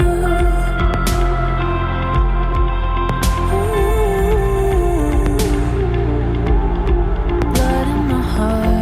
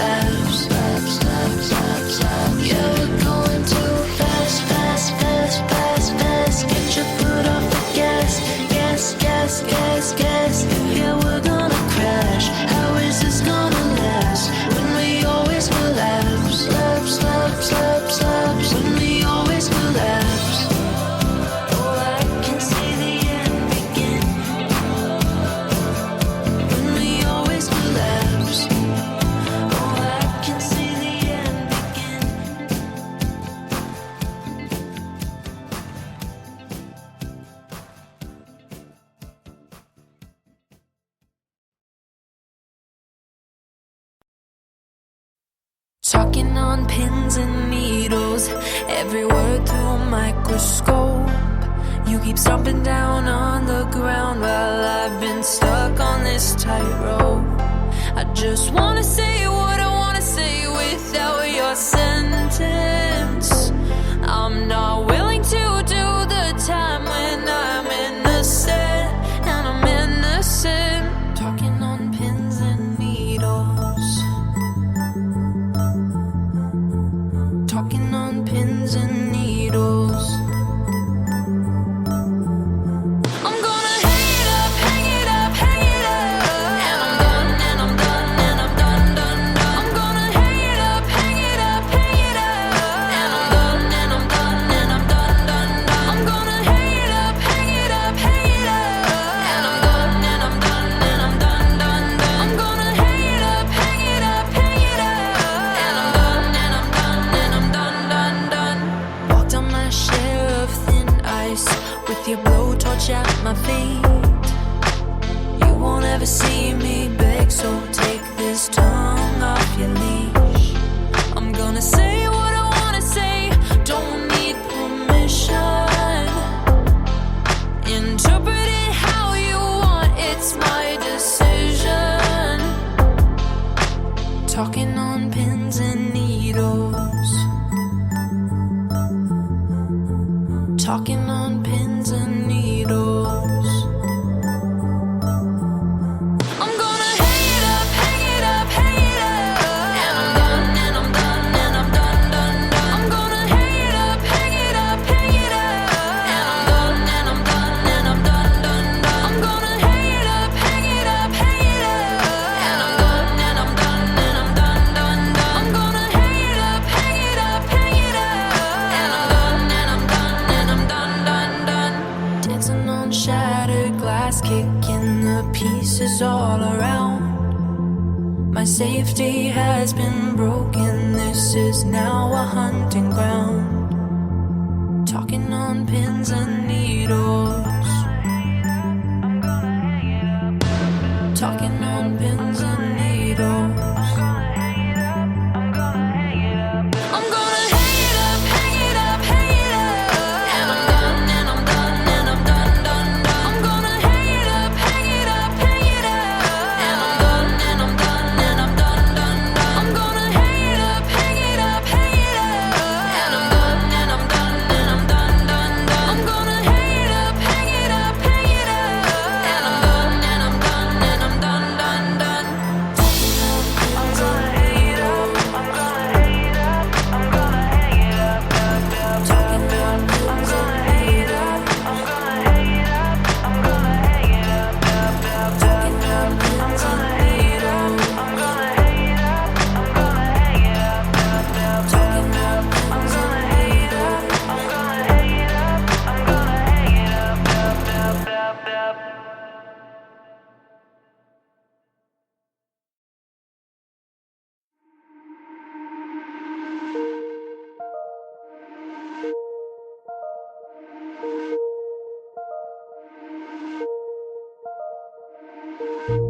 Saw you for the first time in a while, in a while. You seemed so surprised, I worked out a smile, out a smile, out a smile. 'Cause I've grown and I've changed, yeah, we went separate ways. How come we're both back here? 'Cause you pushed me away, let my life rearrange, but still we're both back here. Back here, close to me. I want you close to me. I can see that you wanted me.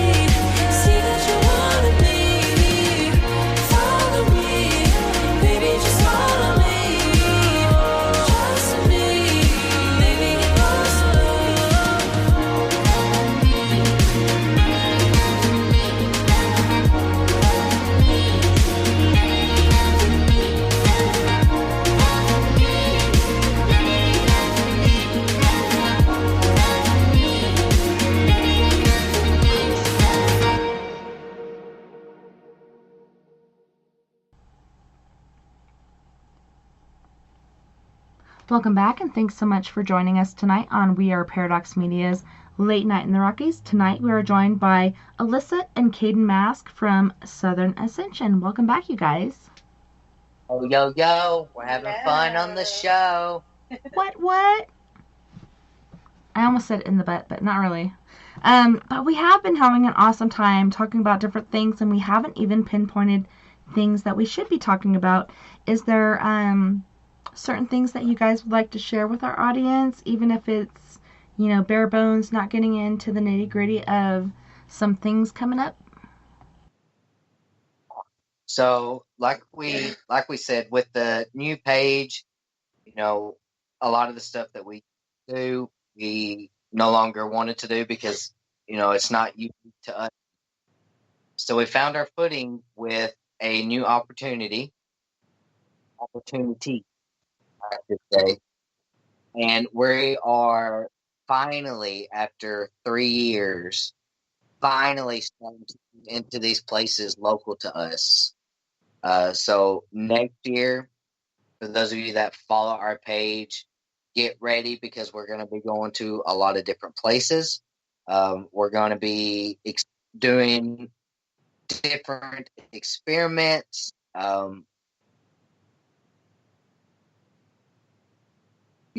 It's gonna be a crazy year. We got a lot of different things going. We have a very awesome investigation coming up on the 21st of this month, and we will be able to go live probably. The owners, we cannot announce where we're going, but I think when we get there, I should be able to talk them into letting me go live for a little bit because it's so awesome, and I'm stoked for it. And I think we'll be able to, as long as it's not. It doesn't give away the integrity of the Right. location. It doesn't give it away where we're at. And then we are going to Alabama sometime this year to do a little bit of Bigfoot hunting and to visit an abandoned town out towards that way. And then next year, like I said, we really have just been focusing more on events and stuff that we're doing next year. So next year we're going to be really just pedal to the metal on a lot of locations. Starting out in January. Yeah, starting out in January. We are literally starting out January a state that we have never been to before, and not just one location, but two. And we will be with our, we have a permanent sister team now up in Ohio, Northern Ascension Paranormal. They are a branch off of us. They're really amazing folks. So we will be investigating with them mid-January in these two phenomenal locations in a very huge city that intimidates the crap out of me. Yeah, me too. I've never been out that way before, so I am not made for cold weather, and anybody that knows me knows that.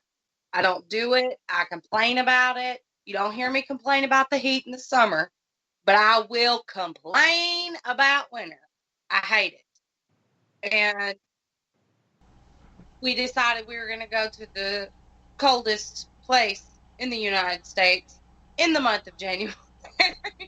And I'm like, y'all are really trying to just make it to where I can't move while we're there. But yeah, I told Caden he had to buy me one of those heated jackets off Amazon. I was like, you're going to have to give me something because I'm going to die while we're there.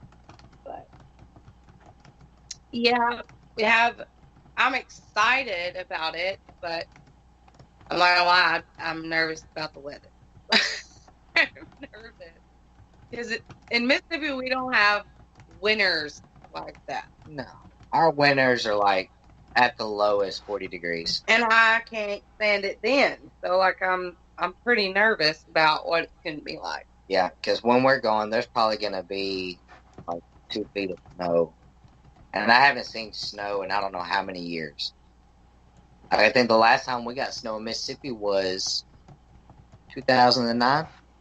No, we don't even get snow. 2009? It's like light forms of water for 5 seconds. It's really just sleet and ice mainly. But I think around 2006 to 2009, we actually got fluffy snow, and that's the last time I've ever seen snow in Mississippi. That is so much better than like that heavy wet ass snow where it looks like fluffy snow. Then you go to shovel it and it's like 50 pounds for shovel load. It's insane. But I feel like there's something coming on, and it's because we've sold everything like our snow blower, our plow, all this other stuff. Every time we do something like that, we get the heavy stuff instead of the light accumulation. That's when you get the really deep heavy stuff. Really think that this winter is going to be hard because we've already had 5 hurricanes this far. Yes. And then we have 2 more storms that are developing right now that I've seen. I mean, it's a year for hurricanes. The Farmer's Almanac says it's going to be a wild one. Yeah. So the last one I saw on a hurricane, it looked like a hand, and then there was this red thing going out, which is what they're stating the direction will be, but it looked like a hand reaching out and trying to grab something. It seems like there's something else going on with all this weather shenanigans. I agree. I'm intrigued. You know, we were really planning to go to our cave systems already that we investigate, and we haven't been able to go down there because of all this rain. Like it's by the Mississippi River. Tennessee. The Tennessee River. And the water's high right now because of all the rain. And you don't want to wait until winter or what I call winter, because it's so cold right there by that water. You can't because when we went the first time, it was like, I don't know, 20, 30 degrees out. It was like 33 degrees outside. But by the water, it was freezing. You have to, when you go down almost a complete 45-degree slope downward, driving on gravel. And you have to have a 4-wheel drive vehicle to get down there anyway, or else you're going to be hiking forever. So if you're able to go down there, you park, and you have about a half-mile trek of trying to stay on the side of this cliff, basically. And you're going down on within 2 feet, 3 feet from the water when it's low. So with the water levels up, you can't even get to it without getting lost, because the whole pathway is like spray paint and got, ropes and chains that you can hold on to climb down and to get back up. Which is fun carrying equipment. Yeah. So we haven't even tried to go out to the cave systems yet. We just backpack it and hope for the best. Okay, so out of all the things I have, I do not have a compass. I have all this electronic stuff. I finally got an SLS, or some people call it a Kinect camera. So I have all this stuff going on that I've built up over years. Out of all those things, the common sense things to have, a compass. And a lot of times when you're dealing with the paranormal, the compass doesn't really help. Have you noticed, using technology like that, compass, other things, that they can go haywire when you're picking up on paranormal? Yeah. I mean, a lot of locations that we go to, you don't have access to electricity very often, or, you don't have a good cell phone signal. So we've reverted back to using old school forms of investigating, which is the compass. We have our new pendulum board, which I'll go get it here in a little bit, and I'll show you later on. But we have a new pendulum board now. I'm working on a design for a hands-free dowsing rod setup that I'm going to make, glow in the dark. Because a lot of people use dowsing rods. They're great, innovative. They are good. However, we see it all too often. If you're holding, your characters, and you're not making it cross or go away from each other, but people watching you don't know. So I'm taking away the person, and I'm going to have them freestanding on a board so that they swivel by themselves. That way I can C-clamps or some shit, holding it to where it doesn't depend on the vibration of the body or whatever. It can do what it needs to do. Otherwise, the plan that I have, I'm going to be using bearings, freeform bearings. That way they can do a 360 if they wanted to, but they're just sitting there and they can move by themselves. So, and I'm gonna put like on them or like a glow stick on it so that you can see it in the dark. And then we got Mooney in here, and he's been cutting up all night, having fun with that. But he's like, Caden, were you describing the drive up to the rear driveway to your castle in Transylvania? Like, I don't even understand this question, and I'm not sure what's going on here. Are you making any sense of that, or am I just getting, like, perturbed for no apparent reason? Oh, I wish we had a castle. Yeah. I wish we had a cat. It'd be nice. No. Yeah, it would. So, no, Mooney, that's not what they're saying. That's our new pendulum board, though, that I'm showing you. It's like the Tree of Life. That's amazing. I like that. And it's got some rune symbols?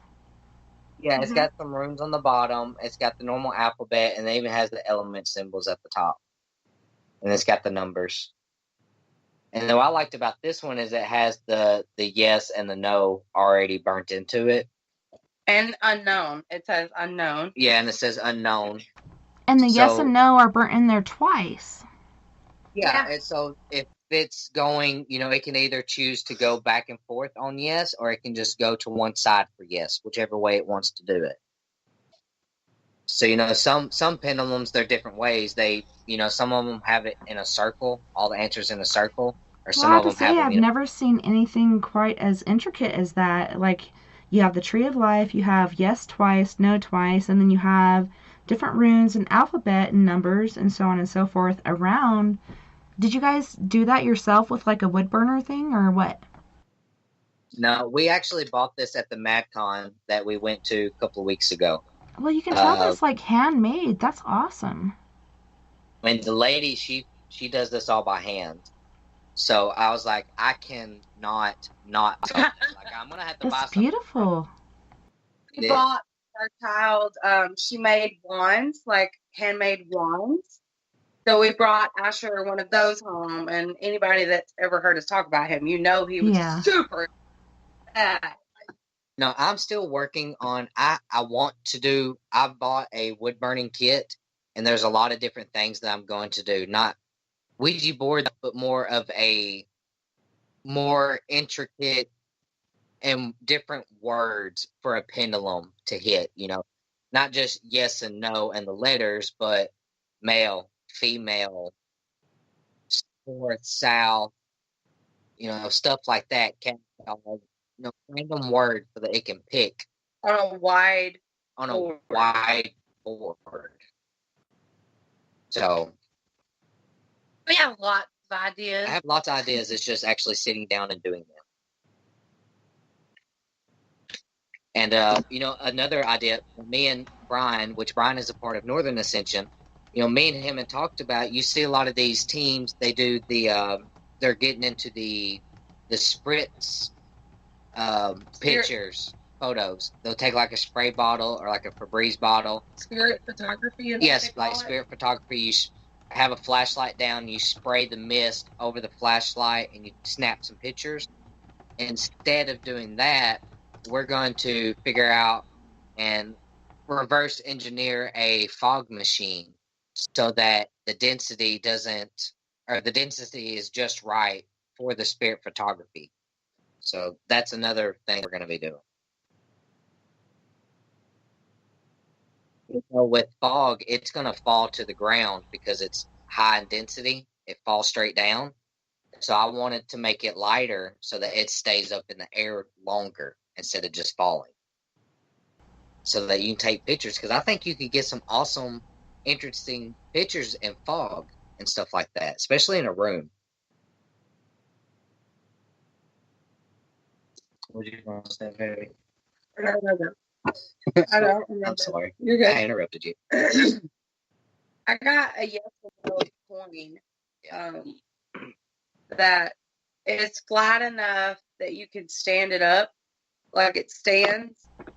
And so the ideal behind it is like yes or no. I don't know if I'll ever use it. I'm not gonna lie, but it looked cool. And so I was like, why not? Like you're supposed to set it up, like balance it or whatever, and then you ask a spirit question, and it's supposed to tip it on whatever answer that it wants. That one says no, and then we have yes. My fat fingers can't get it to stand up though long enough to ask a question. It was pretty. As soon as I Your get it fumbly fat balanced, fingers, come on, give yourself some. I get it balanced. I'm like, okay, ask a question. It falls, and I'm like, dadgummit. I got a car charm. I guess that's what it's called. She had like hand carved, like, I love the moon. Everybody knows that. So it was like a crescent moon with like the stars. And so I got it. Because I was like, I can hang that from my mirror. My mirror is probably going to fall one day. I have so much junk on it. But, whatever. I like junk from my mirror, but you can't get a ticket for that. I'm like, but it means a lot to me. Well, it's impeding on your, sense of the road. Yeah.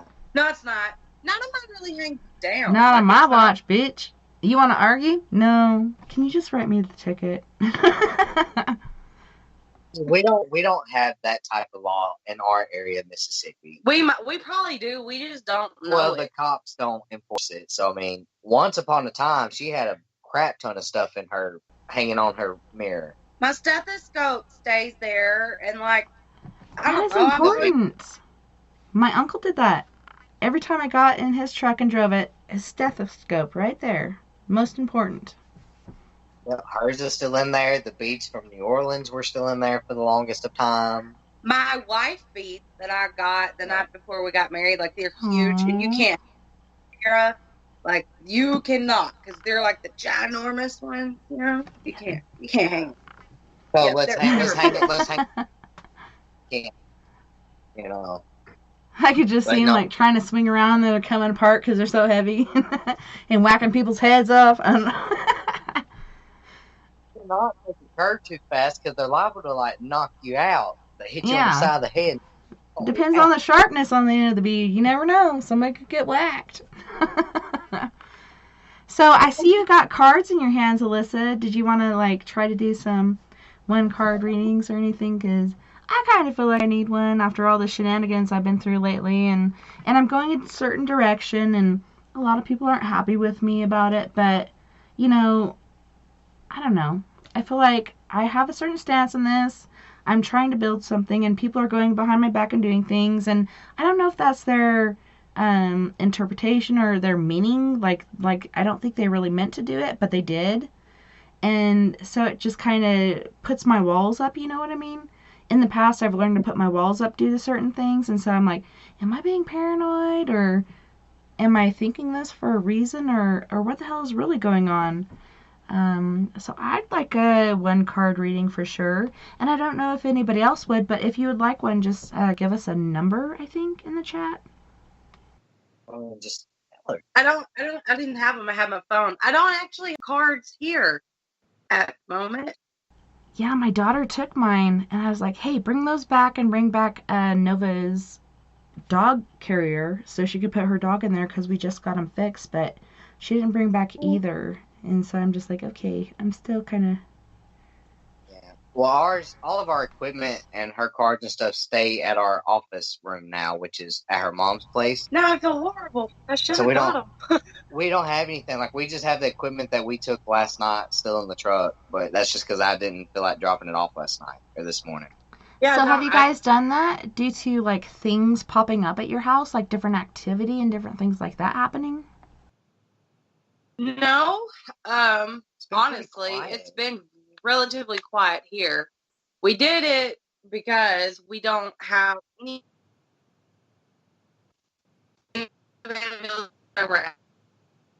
We bought expensive tablet investments for lives so that we could use our phones for other things, and like that's what we're using now is the tablet, but it runs off of just like the cell phone tower, but we don't have internet where we're at, and so it makes it impossible for us to do things on our page, or sometimes it even makes it impossible to have a phone call. It depends on the day.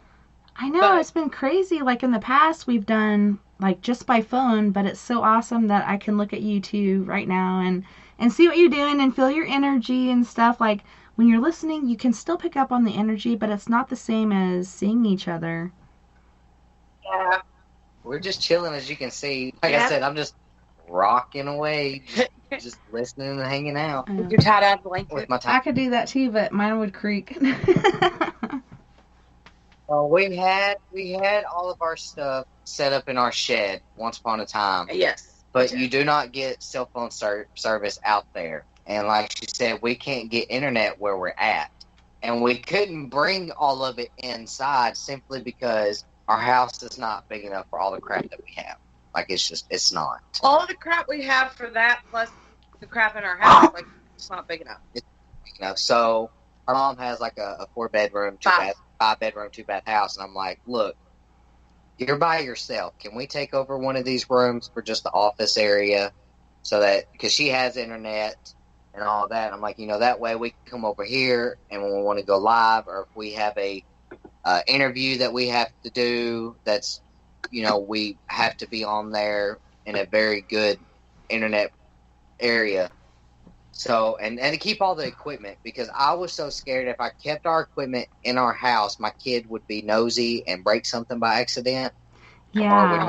or would stuff. And I'm OCD with it, and I didn't want to leave it out in the shed. With it being crazy hot in the summer and crazy cold during the winter, I didn't want it getting ruined. Yeah. So we finally set up our den area at her house. So we have like a full room that's just ours, and all of our stuff stays in there. Yeah. We have a little Well, that's cool. office room. And I know you guys have been looking for like paranormal equipment, and I'm like, man, I wish I could hook you up with that. I know I found some of mine online, and I was telling you, I'm pretty sure like that equipment came along with the Spirit Carol and Jim, because every time I go to an investigation and use my paranormal puck, Carol and Jim pop up every freaking time, and so I'm like, is this another Carol or Jim, or is this the same one? And I even erased the data on it to try to reset it, and they still pop up. So I think they're kind of connected. But if any of you guys listening tonight have any paranormal equipment that Caden or Alyssa could use, let them know. Caden or Alyssa Mask or Southern Ascension, contact them and let them know that you have this equipment, because they are looking. And specifically, we're looking for the original Periscope. Periscope. They quit making 360, so now they just make the ones that got the prongs on top. I am not, right now, Paranologies is extremely backtracked, and, the guy that makes it all, he's been sick, and it's been taking, up to 8 months or longer to get one piece of equipment in. And I don't. Did you guys try the Ghost Hunter store? Yes, they get their stuff strictly from Paranologies. Like, they're just a middleman. Okay, like when I ordered from them, it was pretty quick, and even my not periscope camera, but it was an SLS or Connect camera, where you get the little stick figure things going on, and it was funny watching the kids do it, because they're like doing the floss and doing different dance moves and picking up on the camera, and if they got too close, it was in the blue range, but beyond the certain point, it would pick them up. So it was pretty intriguing. Like, start back there, two steps forward, 2 more steps forward, 2 more steps, and trying to figure out what the range is, but they're like flossing and doing all these other dance moves and looking like monkeys, and they were cracking me up. There are other stuff, except for, the Periscope. Everything else they could get to us within a timely manner, but the Periscope itself, even on Amazon, the Ghost Hunter store, Ghost Stop don't even offer the Periscope anymore.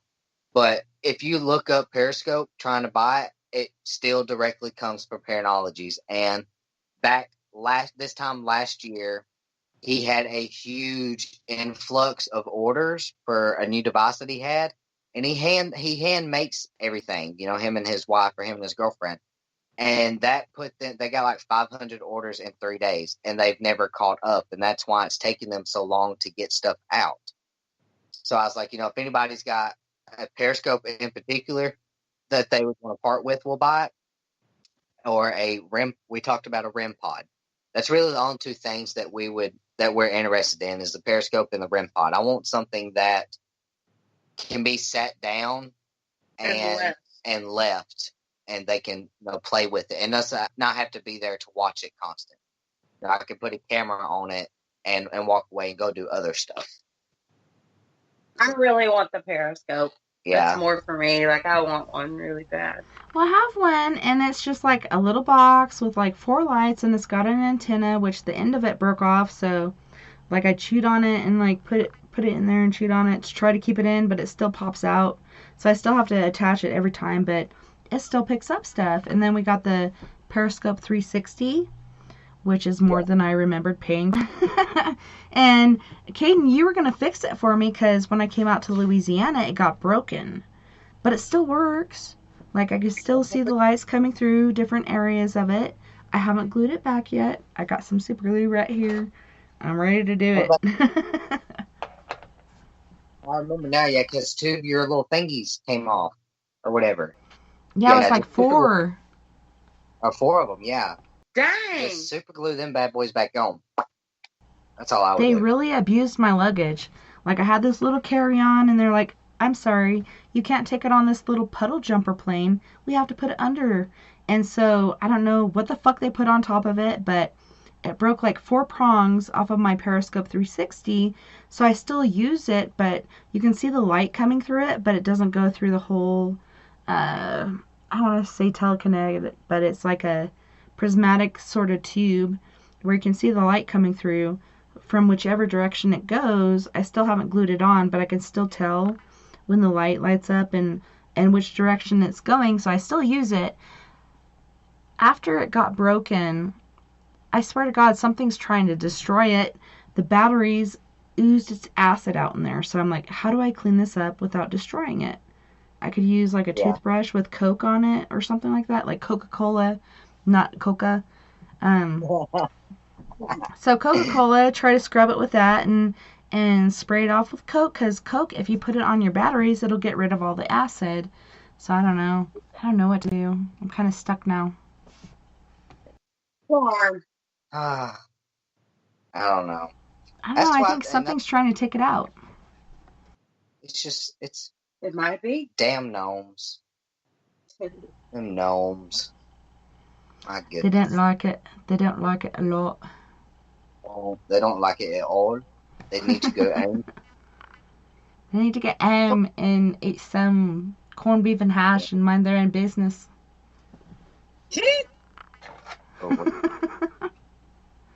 Okay, so we're down to our last 16 minutes and 30 seconds.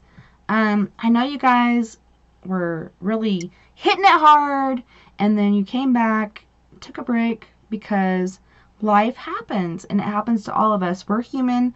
To be human is to err. We're making mistakes, aka learning lessons. If you learn from it, it's a lesson. And then we get back to helping people again. You know, unless you help yourself, you can't help others. I know you guys are back into the willy-nilly of it. How does it feel being back into the whole precipice of it? Do you guys feel like you never left, or do you feel like you're starting anew? What are your feelings on it? Both, actually. I mean, it feels like home. I don't think it ever goes away. But, I mean, when you feel like it's something you're made to do, you know, you just fall back into it. And however, for me personally, this go around, it's much different. It's better for me. A lot of things are different, but in a better way. I see things a lot differently now than what I did before. I think differently. I feel differently.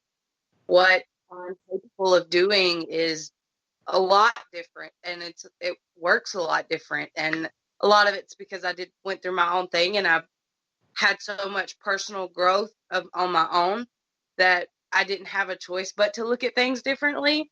But it ended up helping me. And it's been good. And then, you know, Caden seems to be, he stepped out, he's coming right back, but he seems to be enjoying it more so this go around than he did before. And he doesn't let it bog him down. Whereas before it was had became so stressful and so overwhelming because, like he said, every day we had at least anywhere from 5 to 15, 20 people sending us messages wanting or needing something. And when, we were grateful. It wasn't that we weren't, but it was a lot when you're trying to be a husband or a wife and a mother or a father, and you're working a regular full-time job, and then you have families outside of your family going through things that you're having to deal with, or like it just life got crazy, and it was very overbearing for me. And for Caden, I think it was a mixture of overbearing and then him knowing how stressed and unhappy I was in the way that it was going, or because it was every day. I mean, I wouldn't even get to come straight home. I would have to get off work and go hook up to live and do a video call with somebody or be on the phone with a client for 2 or 3 hours. Like I would be rushing trying to get dinner done because I mean, it was every day. It was always something. And it's not that we're not grateful or that we don't enjoy what we do, but this time we took a different approach to it and made sure that we set different boundaries for ourselves. And it has worked so far, and it's been good.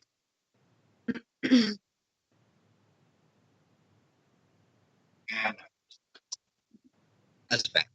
So I mean, yeah, basically what Allisa said. With when we first did Southern Ascension, the intent behind the page, although good, still harbored some immature feelings on our behalf, and we do own that. When Southern Ascension was created, we wanted to do it for a very, very good reason. We wanted the page to flourish on a very selfish way. And this go around, we X-made it all. Like before we even started working on the page, we contacted a lot of our, for lack of a better term, because my brain's not working, ex-foes or ex-enemies. And, things that we had left unsettled. And we contacted them and had conversations with them. And all the parties worked together to come to either a solution or an understanding. So closing down a lot of those chapters to where we felt like now we can move forward to do this in the way that we want to do it. Now, out of all the things that we've done, there are still 1 or 2 situations that emotionally, physically, we have not fully dealt with them yet. And I know, and I think I had to deal with that too. I was like, had this person coming at me and saying these certain things. I'm like, no, that's not at all what it is. And I was trying to explain to him what was actually happening, and he's just like saying these negative things, and I'm like, I ain't even gonna feed into that. I sent him a crystal for his ghost box, so on and so forth, but I know you guys, and I know your energies. Like I said, at first it was over, like, online, and then it was in person, and it was no different from one state to the other. And this person I really wasn't aware of, and the more that I watch him and stuff, I'm just like, this guy's not cool. Even though he's got like tons of followers, I don't think they know exactly what they're following into. And negativity really gets me down, and when people use that, it really pisses me off. But Moon was trying to reintegrate on what he said earlier, and he was saying what he said about Transylvania has to do with that previous sequence about driving along that road, and it is in the show recording. No matter who or when you ask the question of him, he was talking about when you're driving along the road, it seemed like a Transylvanian, I guess to him, sort of sequence. Yeah, when we're going down to the cave. Yeah, I see that. But yeah, no, you're always going to come across, individuals that are going to have your best interest in their mind or your worst interest in their mind. I mean, although a person may feel like they have all the best intentions in the world for everybody around them, they could still be the villain in somebody else's story. I'm sure I'm the villain in a couple of people's stories. The same with Allisa. But I also know I also know that I am a helper or quote unquote hero in a lot of people's stories, and the same with Allisa. We're here to That's raise just people up. right. That's just the facts of life. I'm not going to get along with everybody, and there's a lot of people who are not going to get along with me. We're all different, and that's fine. Going back to what I said in the first hour, second hour, whichever one. You can disagree with people, and you can be upset with people, and do it in a respectful, professional manner. Like I said, if you are on a Ouija board every time you go and investigate, if I don't like that, I'm not gonna, like, Tessa, you're a freaking idiot. Like, how stupid of you. You don't know what you're doing, blah, blah, blah, just because I don't agree with it. I'm just not gonna say anything. I'm gonna voice my ass, if somebody, Joe Blow, asked me, well, what do you think about Ouija boards?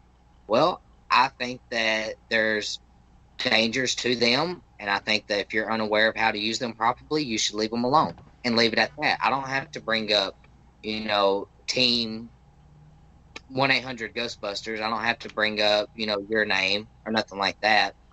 I think my biggest thing I've learned through all that y'all are talking about, like through inside the field, I guess. The perimeter. Yeah, like there are a lot of people who say that they want you to succeed, but then unbeknownst to me, I'm not gonna speak for Caden, but to me, they'll start to view you as a threat, which in my personal opinion in this field, no team should be a threat. We're all in this field together for genuine good purposes, but nonetheless, they'll say that they want you to succeed, but then if they view you as bypassing them, or they view you as doing something better than what they done it, or anything of that nature, it's that one up mentality. they stop. Yeah. Then they start trying to rip the ladder out from under your feet. I think they're just trying to get whatever feedback they can, whatever thumbs up or whatever, and no matter how negative it is, and this particular person, like, I really looked up to him at first, and then on break and stuff, he started saying different things to me, and I'm like, no, that's not how it is at all. Like, you got a fucking wrong perspective. I still sent him a crystal for his ghost box and all this other shit, but I was just like, no, that is not the right perspective at all. We're all human. We all make mistakes. If we learn from them, they're lessons. But for you to say this shit, like, for me, is not cool. And the more that I look at him since then, it looks like the bags are getting deeper, and like, he's getting more and more sucked up. And I'm just like, you're going on the wrong path, buddy. Like, this is not a good path for you. And it's all about the ego and feeding the ego, even if it's tearing somebody else down. And I don't think that's why we're here. We're here to help each other and build each other up. That's why we do this for no money, you know what I mean? And when people start doing that shit, I'm just like, I have to distance myself. I know I tried to help you, but at this point, I just have to cut off ties, because this is not cool. That's just the best way, and whomever this guy is, I truly hope that some aspect of his life, like, he gets the peace that he needs, because if it is always negativity, or if it is always drama with him, that's what I'm grasping from what you're saying, there's some old harbored feelings that still taking control, and that stuff has to be dealt with. That's what me and Allisa had to deal with this year. I mean, was it easy? No, by no means. Kill us both, physically and mentally? Yes. Did we learn a lot from it? Yeah. Like, I mean, we both learned a lot from it. And, we had some people within the field that, took our predicament and took advantage of us during it. Yeah. And there are people like that, and that's fine. But it just kind of taught me who I wanted to be friends with, who I wanted to associate with professionally. Since then, I've talked to one of them, and we had, it was a very, very, very ugly situation there for a little bit. I mean, extremely ugly.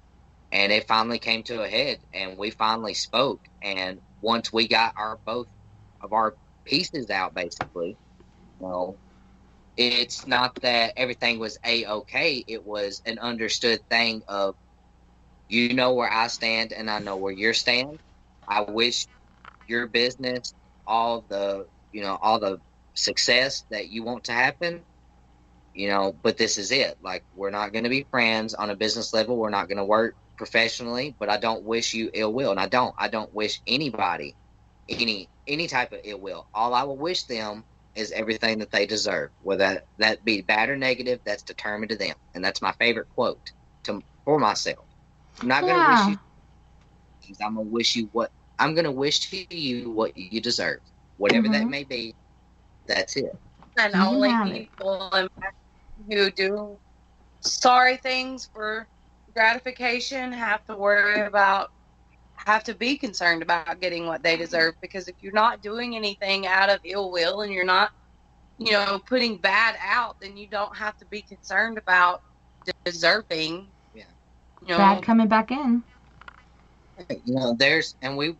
It's not that we try to hide what we went through, but it was our story to tell on our own time.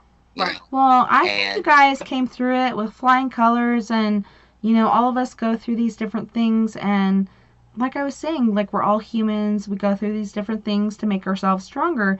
It is a learning lesson, and to be human is to find love, find happiness, and find the trueness of that instead of projecting hate and projecting negative feelings. But we are at the end of our time, you guys. Would you like to tell our listeners how to find you, where to find you? It does. It flies by. You can find us on Facebook at Southern Ascension. You can also find us. No, we don't have an Instagram. You can find us on Facebook, Southern Ascension. Follow our page. Also go to Northern Ascension Paranormal. That is our permanent sister team up north. So if you're in the Ohio area, that would be the people that you would need to call. Ohio. We got Mooney in the chat room from Ohio, and he's awesome. And I think, I don't know about you guys, but it seems like the paranormal has kicked up like fivefold, and all these different, negative feelings and positive feelings and in-between feelings are just flying through, but it's just insane how it really affects us all. But you have to program yourself to let go of those things and to grow and to not be downtrodden. Don't be pulled down by this. Go up and beyond, not down and below. Take a bad situation and find something good and stick with it. That's right. Well, I thank you guys so much again for being on the show tonight. And I know we're just like getting the Krispy Kreme of that nice fudge pie.